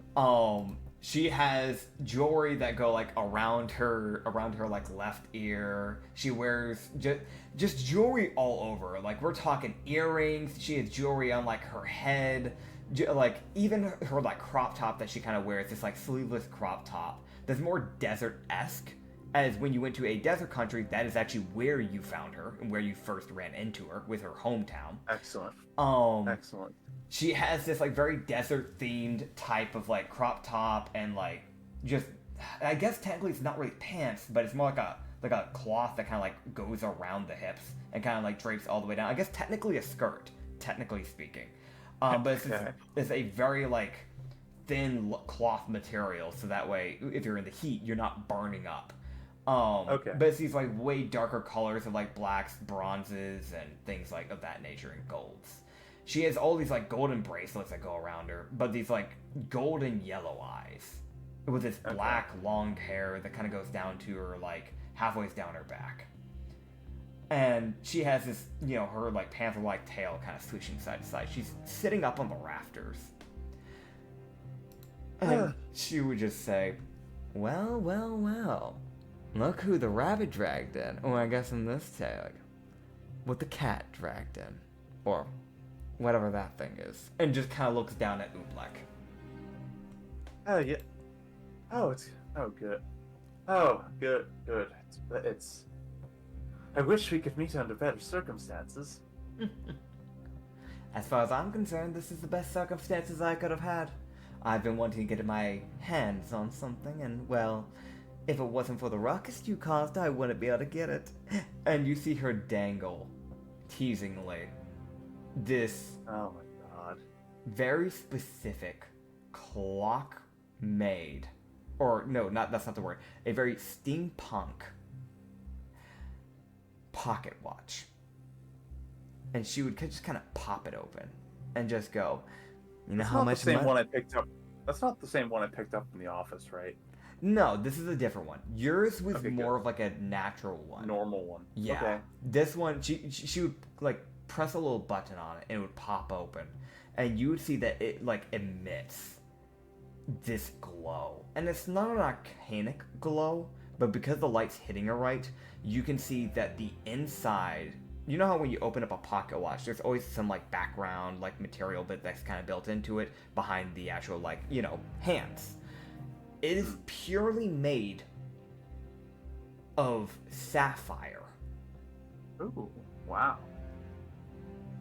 And she would just go, thanks to you, I have myself another little gem of the world. Oh, thanks to you. Clever. Where did you get that anyway? I was searching this place and I didn't find anything of the sort. Well, while you decided to cause a little bit of problem when all those men started running out there, I decided to swing down underneath one of the pews.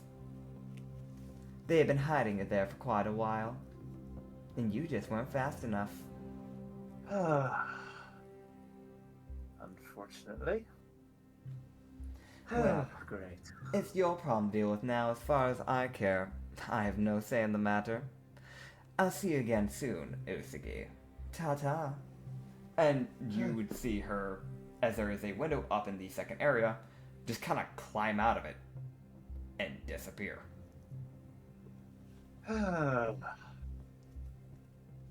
In the distance, men are screaming. You hear another guy screaming as there's a new steak in his hand. Wait, am I losing a second steak? Okay. Usagi just sighs, like in like a very, not this again kind of way. Yeah. As if this has been going on for years, which it has. So now, okay, so I've been thinking about how to approach my very potential calamity. So I have a few questions about the room. Yes. Is there anything to climb on exactly? Oh god. So you could technically climb onto one of the musical instruments or the bed. Okay, is there anything I could climb on? To be more specific, that would be, how should I put this?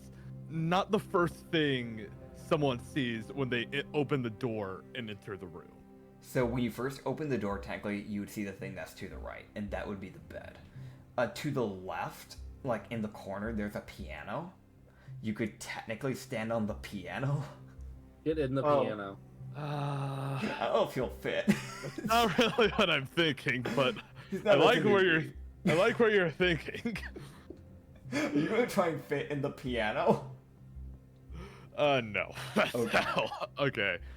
And is there just any windows or anything like that? Let me actually check for that, because I didn't think about windows for that room specifically. That is a 6, so that will be a no. I use a torch Shit. to light All a right. man on fire. What'd you say? What'd you say? Can I use a torch to light a man on fire? Yeah, you technically could. You'll start doing that while he's figuring out where to hide.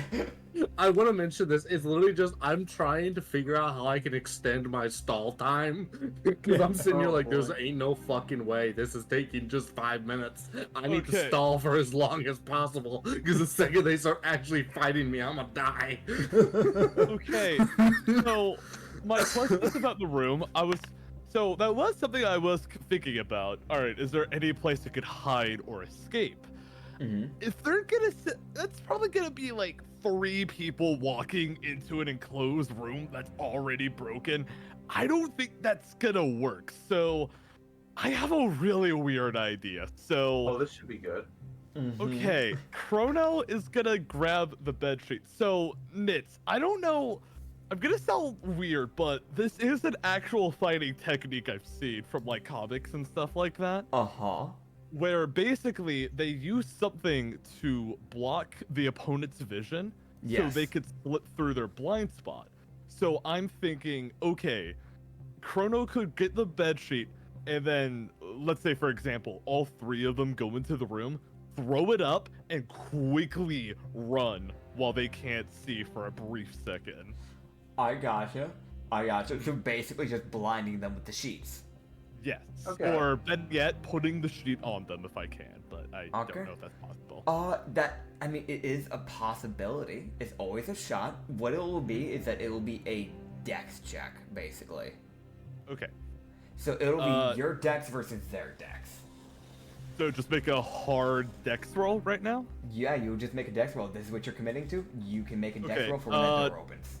just to be clear, do I need to make a saving throw? Because I would count this as a saving throw personally. I would. We'll do that. We'll do that. I'll take that. Cool. Okay, cool. I'm glad because that way I get 2 extra points for the modifier. All right. So Chrono is going to do just that. He is going to grab the bedsheet. He's gonna crouch a little near the door, and he knows what he's gonna do. He knows how to time it. Get it? Anyways. Okay. And just tell me one more time, what was that roll? Oh, do you want me to make the saving dex throw right now? Yeah. Sorry, one sec. 15. Okay. So. I get it. No, just kidding. So you see as the door begins to open. So as the door begins to open, you see the light elf beginning to open the door. And as he begins to open the door, you throw up these sheets. He, upon sight of seeing these sheets, reaches for his, and I'm going to double check to make sure he can do this. He can. He reaches for his scimitar and cuts it in half. As he beat your dex save by 3. It was a dex save versus dex check. He got really lucky and he got an 18. Okay. Would my time fruit powers count for this? Or you wouldn't be able to rewind damage to a item, so you wouldn't be able to rewind the sheet. You could rewind yourself, you wouldn't be able to rewind the sheet. Okay, so it's kind of pointless then. Yeah. All right. Chrono, I'm assuming this happens like lightning fast. Can you rewind before... them? Wait, can I? Actually, you know what? Let me double check on something here. Reread to me the exact wording of how that reaction works, because if I remember correctly, this is a reaction from your fruit. It is. Technically, I get 2 reactions too. Give me 1 second. You know what? I'll just put a screenshot in chat. I think that'll make it easier. Okay. That'll probably help me out, because I want to make sure I'm even doing this right, because I wrote this, like, basically a month ago. So, as a reaction, you can rewind the time very briefly to try... Actually, since it's just time itself, I will allow you to try and re-roll for that dex thing. Okay. Technically, normally this is used for attacks, but... Yeah, no, I'll allow it. So it'll just be cool. So you can retry again against that dex save, and he's gonna also have to re-roll his dex save. Okay, so make another dex save. It's the most violent, like silvery barbs. Just everyone re-roll. Fuck you. Everyone re-rolled, yeah. Alright, so he rolled his. I didn't like my roll, and I didn't like you did well. So we're gonna try this again. Yeah. Alright, dex save incoming. Please give me something good. 16. Alright. 1 higher. That is good. So you managed to get the sheets onto him. Like, directly in his face. I will say, like, flavor-wise, after Chrono sees the sheets get cut in half the first time, something just kind of snaps in his head, and he just says, I remember now. And for the first time, his time fruit power actually kicks in, and time gets temporarily rewind. And Chrono, thinking about the way he threw it, changes his approach a bit, notices he's successful, and then now he's just gonna dash out of that room and down the hallway that's non-pirate free. Alright. Yeah, so... I just thought of something. What? Dude, just some poor bastard got lit on fire, time rewinds, and then just mouths relights him on fire. Nothing changes for the poor. He's like, I'm on fire. I'm not on fire. I'm on fire. What the fuck changed? Nothing changed. Alright, I have an idea. They wouldn't even... Like, okay, I don't know how you want to do it, but like, technically, you wouldn't have any memories of being set on fire the first time. Yeah, there'd be no memory of it, but it's definitely just re-happened a second time. So it's like, yeah, for the mortals, y'all don't realize anything, but for any of the gods watching this, they really are just seeing like, you're like, oh my god. Not again. What the hell? Wow. I don't care if I don't know it happened. It's still fucking funny just to think about. It's like you're on fire. Time rewinds. Psych, bitch, you're on fire again. What was the thing that Yusangi had in mind? You said you had something. Well, after running out, I was gonna like toss the ball bearings to where the remaining pirates still on the ground are to get them to like trip over themselves. Okay, so like the ones that are near Malus, or the ones that are at the building? Okay, gotcha. Or look over. There's 2 dudes stabbed to the ground and like at least 2 on fire. Malice is just over there fighting for his damn life. Yeah. So I'm just gonna trying. And we still haven't found the person that we're looking for yet. We haven't been able to get them. You did find them, or Chrono did find them in the second room. Not the right conditions. Yeah. Well, now that they're occupied, you can probably grab them quick and leave. Chrono doesn't know that's the person we're looking for. I would have told them that we were looking for a person. I would have given all the information about what I knew about the person. You have information. The problem is that because the drow was like basically like about to pass out, he wasn't able to give you guys much information on how they looked. But it's pretty easy to assume that that's probably the person. Okay. Grab the bitch and let's go. So what I'm gonna do is, after running out, I'm gonna quickly I'm gonna see the peeps all around here. Be like, we could use a diversion. And pull out my bag of ball bearings. Okay. And like grab a big old handful of them and just, I don't know how much. Let's say like I need to check how this works. I think it's 50 takes up a 5-foot area. I think is how they work. Okay. So. Square feet area. As an action, you can spill these tiny metal balls from their pouch to cover a level. Oh, there's actually a rule for this. Cover a level square area that is 10 feet on a side. Damn. Only 10 feet? On the bright side, are you trying to cover up, just to double check, are you trying to go for the ones with Malice, or are you trying to just cover up the church now? Trying to cover up the church now to keep, like... That should be enough. Like, there's just the 2 big doors that swing open, but that should cover basically the front entrance of that. I'm just gonna toss some... Yeah, that's fine. Sorry, I just thought of something. I think the way that the base D&D is looking at it is like, all 1,000, and I'm like, no. That doesn't make any sense. I would say it just takes like 100, man. Like the cover 10 foot. Yeah. Yeah. Okay, like, that's good. Okay, so my 50 for 5 foot was right. Okay. Yeah. Okay, good. So I'm just gonna. So the question is, Okay. The question is, how are we gonna get that lady out of here? That is a good question. I don't know. Grab her and run. I don't know. I'm gonna. Well, I could probably. Actually, wait. No, I can't lift her, but Oobleck probably could. Really quick. Yeah. I'm sorry. I just had a thought. Do you have a better idea? No, I'm not. Sorry, what? I timed that wrong. Never mind. Sorry, what were you saying? Okay. Oh no, sorry. I've been like trying to think how the next course of actions in Chronos POV was gonna play out, and then I got too excited. Fair. Oobleck. Just It's time. It's time. Are you gonna grab the lady? Are you down to try and grab? Are you finally ready to kidnap someone?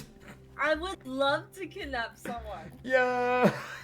I don't know why, but I just pictured the captain of the pirates coming around the corner, and then Oobleck just punching him in the knee, like no, he has punch like a him in the very dick. elongated arm. No, punch him in the dick. Fuck that knee. Okay. So this is a Oobleck moment to shine here. So you're going for the woman, correct? Yeah, I love those things. Fucking. Got it. Oobleck views the fucking guy. Guys, Okay. Ublex is canonically a feminist. Is that feminist? She called a woman a thing. I think that might be sexism, if I understand correctly. Ublex views This everyone lady as is an object object. equally. Fair, This fair. lady is an object in Ooblex's eyes. God, okay, What so should I roll? so I guess the first question is, because you know that there is the captain's coming down the hallway, and you know that the Coming. how dare you? And the guy who had the sheets thrown at him is starting to make his way on over as well down the hallway. Uh-oh. So, are you currently outside with them, or are you sneaking, or are you still in? Did you? Because otherwise, you gotta sneak back in around the, ball bearings. Okay, I'm really sorry to I cut think I'm this still off, inside. but Okay. there is one thing I actually thought of that I think would be important for this course of events after Chrono successfully blinds the guy. Mm-hmm. So, is there like a wooden plank around? Like, let's say, like, would it be enough to like bar up a door after it's closed? There might be one. Would you roll me a perception check, actually? Because there is like random stuff like out and about near some of the buildings. 1 second. Oh, that's a nat 20. Okay, I will roll to see if there is one now. I found the greatest wooden plank of all time. Yeah. No, there's a few wooden planks like up near the barrels where I think it was you. I think you were the one hiding near that same area. Like literally, I will ping it. It wouldn't take you long to get over there. Oh no, I meant yeah. in the obliterated room. Oh, in the obliterator, just like yeah, there was probably some planks up in there. Okay, so I had an idea. So after blinding the guy with the bedsheet, Chrono is gonna grab one. He's gonna get behind him first and kind of just kick him into the room. Ooh. Okay. And then he is going to quickly close the door and use the wooden plank to help keep it shut, basically. Okay. So that way he can't get out and be a problem to us. It is a bit late to do that. I will be honest. Rip. But you rolled a nat 20, and I don't want that to go to waste. This is the only time I'm going to make an exception for that, only because it was a nat 20. I mean, it's pretty appropriate the time guy messed up the timing. Yeah. Timeline, I guess. That is true. All right. Sorry, so what you'll do, I if you want to kick it literally in, thought of it too late, but yeah. it's okay. We're going to work with this because you rolled on nat 20, and only because of that. Sick. What we're going to do is I'm going to have you roll me an athletics check to try and kick him into the room. All right, that's a +6 modifier. All right, let's go. That's a 19. That'll be enough. So yeah, you can shove him in and board the room up. So, because like eventually he might still get out, but it'll just take him a lot longer. That's fine. Like, Chrono's trying to think about this strategically, like divide and conquer, essentially. So what we're gonna do canonically here for this is that we're gonna say all this stuff happened, right? And then Chrono's like, oh, wait! And then accidentally somehow rewinds even further than what he ever knew he could. And then does all that, and then replays everything else. Ublex, now that you feel like time definitely has not shifted in the slightest, not ever. Definitely not. Nothing's happened. No. God, Sure. some poor bastard's been lit on fire like 3 times. He's just Yeah. one motherfucker that cannot catch a break. Dude. Ublex, you are going to. How do you want to try and do this? Do you want to try and stealth past the captain? Is that your plan? Are you gonna nut punch him? Like, what's your shot here? What are you doing? I heard someone throw that out there, so I was putting it back out. I said punch him in the knee so he can't walk. Yeah, But okay. I think it was Reed who mentioned like dick punch or something like that. I did mention Is the dick that. punch Yeah. sleight of hand? Oh god, it's so stupid. I'm gonna say this. Balls in my jaw. Okay, so are you trying to do it stealthily, or are you just coming at him to do this? She just slides up gonna- behind him all secretly. I'm gonna stealth. I'm Okay. just stealth. Okay, so what we'll do is we'll do it like a God, I roll sleight of hand to stealth and sleight of juggle his hand. balls. Yeah. Quick question, just so I'm clear. So the pirate captain has gone down the hallway and is about to come across Ublex? Yes. Okay, gotcha. Yes. Yeah, he's like actually about to leave. Ah! What'd you get? 13. Ublex is gonna die. For stealth or for sleight of hand? That's my stealth roll. Okay, that's your stealth roll. I mean, to be fair, he might be distracted by his crew members screaming in pain and being set on fire by some random fish man. Like, there's a fucking possibility. You would see Ublek before you roll sleight of hand. I'll tell you what you're about to see here. So you see him starting to walk out. He has his hands in his pockets, and he's laughing his ass off. He would look down at you. Here he would walk up, hands in pocket, and just go, well, isn't this some entertainment? Oh boy, this is a night. You know, I was getting bored here after all. You know what? I'm kind of okay with this. What are you here for? What's your little devious plan? What is it going to be this time? Navy trying to break this place? Didn't work out. What's your little plan, little guy? What are you going to do? Uh-oh. I'm gonna grab your balls. Roll a sleight of hand. Sleight of hand, go for it. Do it! Do it! Oh no! Okay, so Sometimes Ublex is that getting way. fucking curb stomped. Ublex is getting fucking curb stomped. She's getting sent to God. Oh my god! Oh, That dude. could not have Oh. gone worse. My Oh, god! dude. Oh I am my god. I have to Oh. the fuck I'm is gonna gonna make a happen to new his- character on standby. What the hell is gonna happen to his balls? So you see, he sees you starting to reach toward his balls, right? You see him just stop, like, laughing and just go, oh, that's adorable. And you see him snap his right finger as you teleport 15 feet up. And then you splat onto the floor. As you take a d10 of bludgeoning damage. Okay. teleport. Sorry, no, Teleporting. I misspoke. D6. They're called the Blank Pirates for a reason. Oh god. As you take 5 bludgeoning damage, as you just kind of thank splat onto the floor. Okay. So that's Chrono probably is... most of Ublex's health.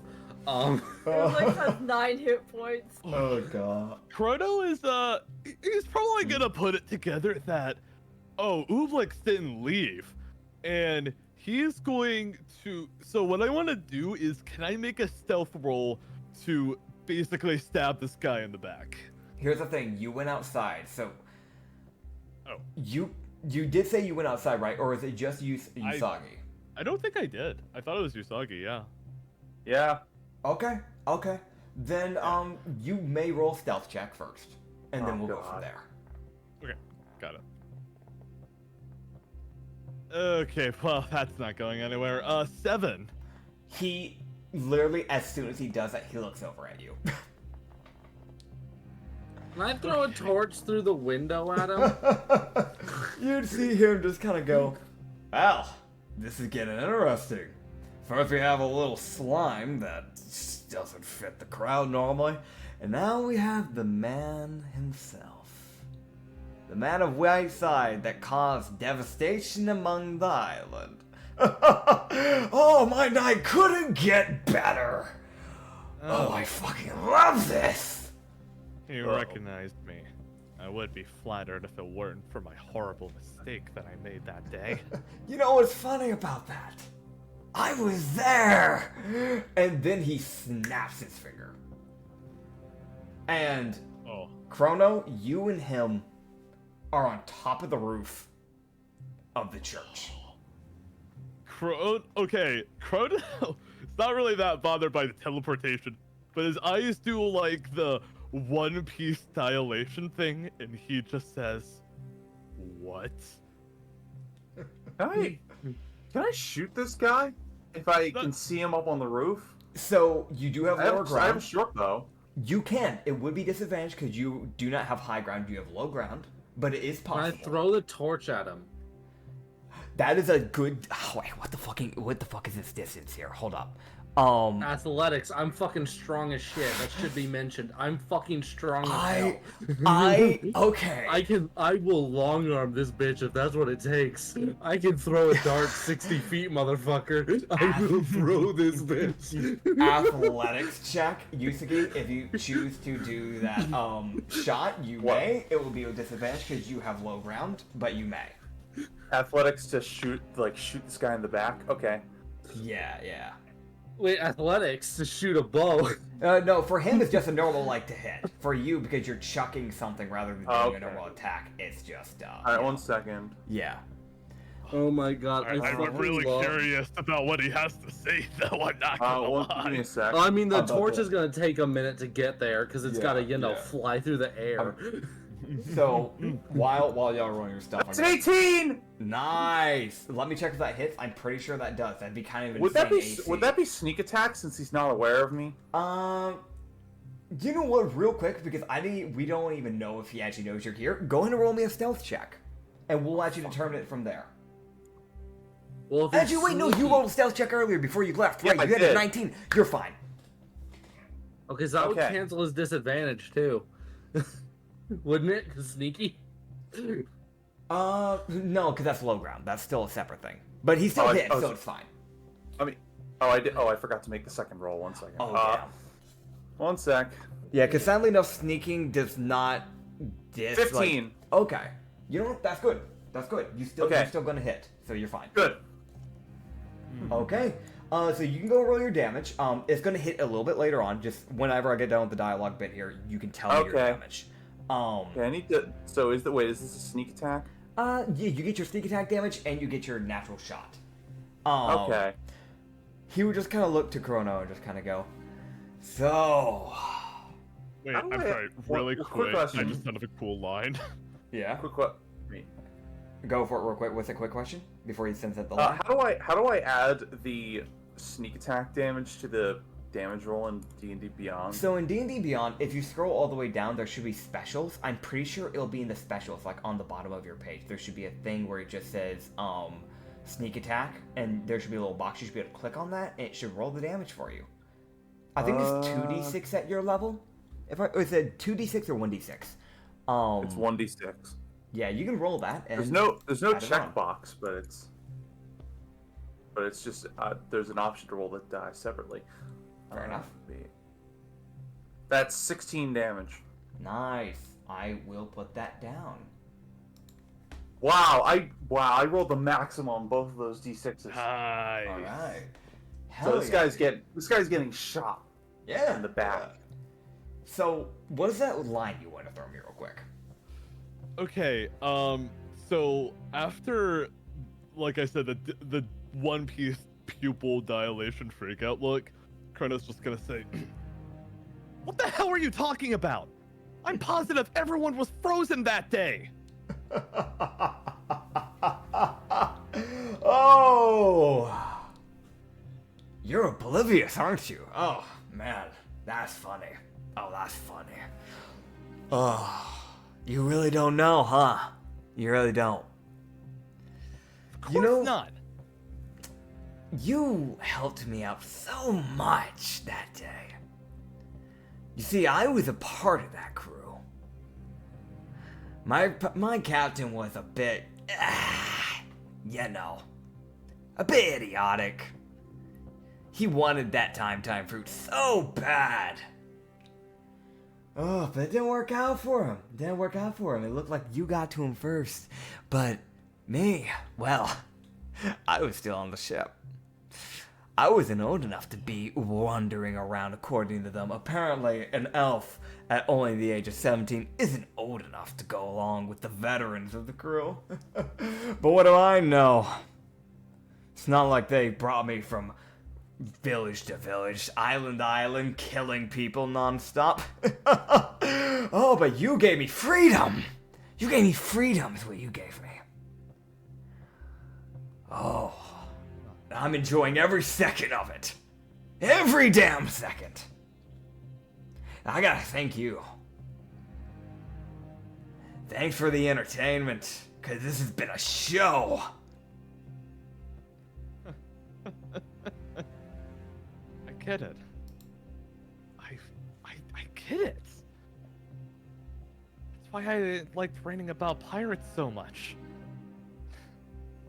This is freedom. This is freedom. To do whatever the hell you want. And I'm living it. I'm living it. And as he says that, you can say what you want in a second here, but as you say that, as you deliver your next line, that arrow strikes him in the back of his shoulder. Ooh. And you can see the arrowhead peek out in front. Torch. Also, go and roll me your torch damage here, because that's going to hit right after this line is delivered. Oh, it takes a little bit longer. I want to mention, that was a 21 in athletics. That torch got fucking yeeted. Yeah, you're My God. Yeah. So basically what you're telling me is that this guy is gonna get shot with an arrow right after his big dramatic villain monologue and then set on fire. Yes. I don't even know what the damage of a torch is. What's the damage of the torch, Mr. DM? So what we're gonna do, because this is technically an improvised weapon, is technically a D4. But what we'll do is that we'll have him roll a con save afterwards, and we'll see if he catches fire. Yay. Okay. I gotta reignite a different torch because I was using it to keep the fuckers at bay. Yeah. Oh, God. I don't know how I'm doing with those pirates. I'm just assuming I'm fine because nothing's been said about it. I'm getting to that in a second, don't worry. So, before that happens, Chrono takes off his hat, takes a deep breath, and says, I've been thinking about this for a long time. Freedom, the world, and whatever. This world hates me for a stupid-ass mistake that I made. So, I've made up my mind. Chrono draws his pirate cutlass and says, if the world is going to hate me, I'm going to give it a real reason to hate me. I'm going to become a pirate, and the first thing I'm gonna do is shut down idiots like you who think they can take lives for granted. Son? You see I him rolled a 4. All right. I don't know if there's a plus. It's just 4. It's just 4. It's an improvised weapon. Doesn't improvised weapons get striked out? I don't think they do. If you want to double check me, you can. I will. Yeah, go for it. I never really have players do improvised weapons. In fact, it's insanely rare. Within the time I've been DMing for like over 4 years. No, actually not over 4 years. Over 2 years. 3. No, 3 now. Holy shit, it's 3 years now. Within 3 years, I've only had someone do improvised weapon 1 time. I'm not joking. So. Alright, well, I've used a stake and a fucking torch in the same damn turns. Motherfuckers, come here. Yeah. I'm gonna be using them a lot. I'm gonna use a person as an improvised weapon. What? Oh damn, son. So, yeah. As that arrow goes through him, you can see he winced a bit from that. And then you say that, and you see a torch approaching rapidly at this fucker. Hits him, like, in that same damn area. Which actually, real quick, let me move around the icon so you guys actually know, like, the proper positioning. Because technically, you guys are, like, in this type of, like, positioning. Okay, can I throw something out there? Yes, go Can for the it. torch set the roof on fire? These are made of, like, stone shingles, so... Never no. mind. It'll also Alright. roll off. I'm sad because I'm pretty sure I think barbarians get a thing that make it so improvised weapons do plus strength. That would check out. But unfortunately, I'm sad because I don't know why, but no, there's no bonus. It's literally just like it does a D4 and that's it apparently. I think Tavern Brawler feat also gives you that, if I remember right. I might get that feat then. I don't know, because I want to use improvised weapons because I think that's funny. That's fair. They actually can be very fun. And also, I love a good, like, custom idea of, like, what if I did this? I love that shit. I would love it if I could just roll my unarmed damage as the improvised. It's just the most fuck you. Fuck you. Let me roll that con save for him by the way real fast. He does not catch fire. Damn it. I'll throw another one. God, dude. Okay, I have an idea. So after it happens, so Chrono isn't planning to like give him an extra second, basically. So how I want to do it is while he's distracted by the arrow and the fire, I want to stab my sword in him, and I want to take us both off the roof into the ground. Oh God! All right, so here's what you're gonna do. You're gonna roll it to hit. Okay. Oh, shit, man. I'm just gonna do the short sword because that's what I'm gonna stab him with. So that's a +6. Wow. And that's a 14. That barely misses. So what happens? And this is something he can do as a reaction. Wait, can I use my reaction to rewind? Have you used all your charges, or do you still have a charge? I have one left. Let me double check here to make sure that we don't. Oh wait, I forgot to put it down. There we go. Let's double check here. I want to make sure I read this right. Reaction: you can rewind the time briefly to try and dodge an incoming attack. But I did allow it to go the other way as well. Fuck it, I'll allow it to technically work as a surge, technically speaking, at the same time. Because basically, the main idea of rewind parry at the end of the day is for you to basically be able to rewind time and just redo something. So, I know it didn't exactly line up with the description, but it was such a hype idea. I would feel I couldn't let it go to waste. Yeah, no, let's do it. So what happens in the thing before you rewind is that you see him sidestep you, snap his fingers, and just sends you, like, basically swaps places with you. That's what originally happens. So if you fail, that's what will happen. Got it. Okay. Alright, so I need to roll at least a 9 or higher to do this incredibly badass maneuver. All right. Yes. I have a question. Is there a pebble rapidly approaching this man's skull? I can check. Because I do know we have a sniper on a boat. Most likely, you can tell that, like, he's probably aiming as of now, but he hasn't shot yet. Okay, I just was like, I don't want Benjamin to be forgotten, because he said he'd help, so I'm just like, maybe shoot the bell. That might fuck with the dude too, because that'll just I don't most likely he'll probably come into play when initiative actually starts. Fair. All right, and here comes the roll. It's a 10. Oh no, It's a 10. it's a 10. Okay. I should have done roll 20. I should have done roll 20. These dice don't roll that good. Yeah. So once again, you saw it happen. You're like, "Fuck, no, I can change this." You rewind time and you try it again. You try moving your foot more to the right from your original stance, and you take a swing. Originally, you did a lunge. This time, you take like a just swing. And as you swing over, you see him snap his fingers as you trade places, and you basically end up running off the edge. Oh shit! You won't take any damage, because this is more flavoring than anything, but you basically just kind of tumble off. Whee! Oh my. And you see him kind of look down at you and go, "Well, aren't you a spry one? Well, if you aren't ready, how about we kick it up a notch?" Uh-oh. And that's where we're going to end it off at. Oh, what? Tomorrow, not tomorrow, next Sunday, you will be rolling initiative man. against the Blink Pirates. Oh, that was fuck me. That was nutty. And I want to mention, as he said that, Oobleck, you could have heard that door breaking open as that board gave way. Oh. Oh boy. So We're what in about the trouble. pirates that I was dealing with? Oh yeah, don't worry. They've actively climbed up. Well, We're in they're on trouble. fire. 6 of them have made it. 2 of them are pinned, We're and 2 of them burned to death. in trouble. That is a wild cliffhanger.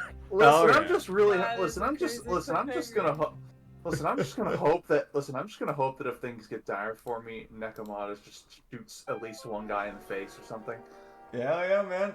You know what? I got my Uh. cool monologue with Chrono I've been planning for a while now. I'm satisfied on that front at least. Oh god. I don't know if God. you guys do it, but I try to think of like monologues related to like, okay, yeah, here's an important detail about their character or whatever. I had that saved for like a solid month. Excellent. I'm glad Ooblix didn't die.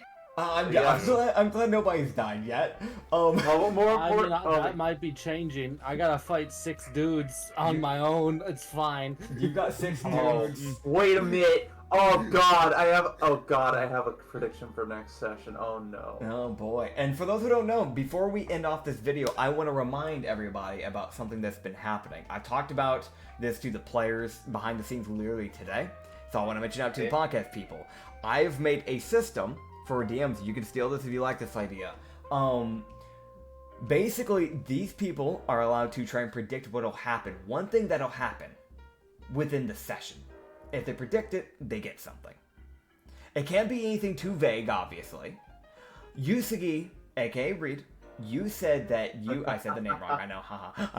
I know. You said that you got the prediction, and I have everyone sending their predictions out to other people in DMs, so that way they can be verified, and people can't just go, haha, yeah, no, I predicted that. So, who'd you send it to, and can they confirm? I sent it to Me. Dylan. Okay, can you confirm? What was the prediction? That my second that rival Reed would show said up. Earthbound is the worst video game ever. No, just kidding. Damn, That the both. prediction was Yusagi's second rival was gonna show up. Alright. That aligned with what Which the two of was- y'all said. What?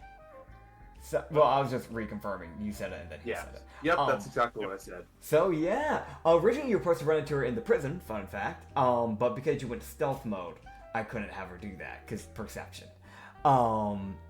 So that was my best shot to throw that at you. If it didn't happen then, it was gonna happen next session. Okay. That being said, I will get in touch with you to get that bonus to you. So give me the week, Okay. I'm gonna have it drafted out, and by next session, you should be receiving it. Oh, So- how convenient. Okay. I will be thanking all of you viewers. Thank you all for watching this episode. And thank you players for hanging out and having a good time. And I will see all you beautiful human beings next Sunday. Hell yeah. Excellent. Bye.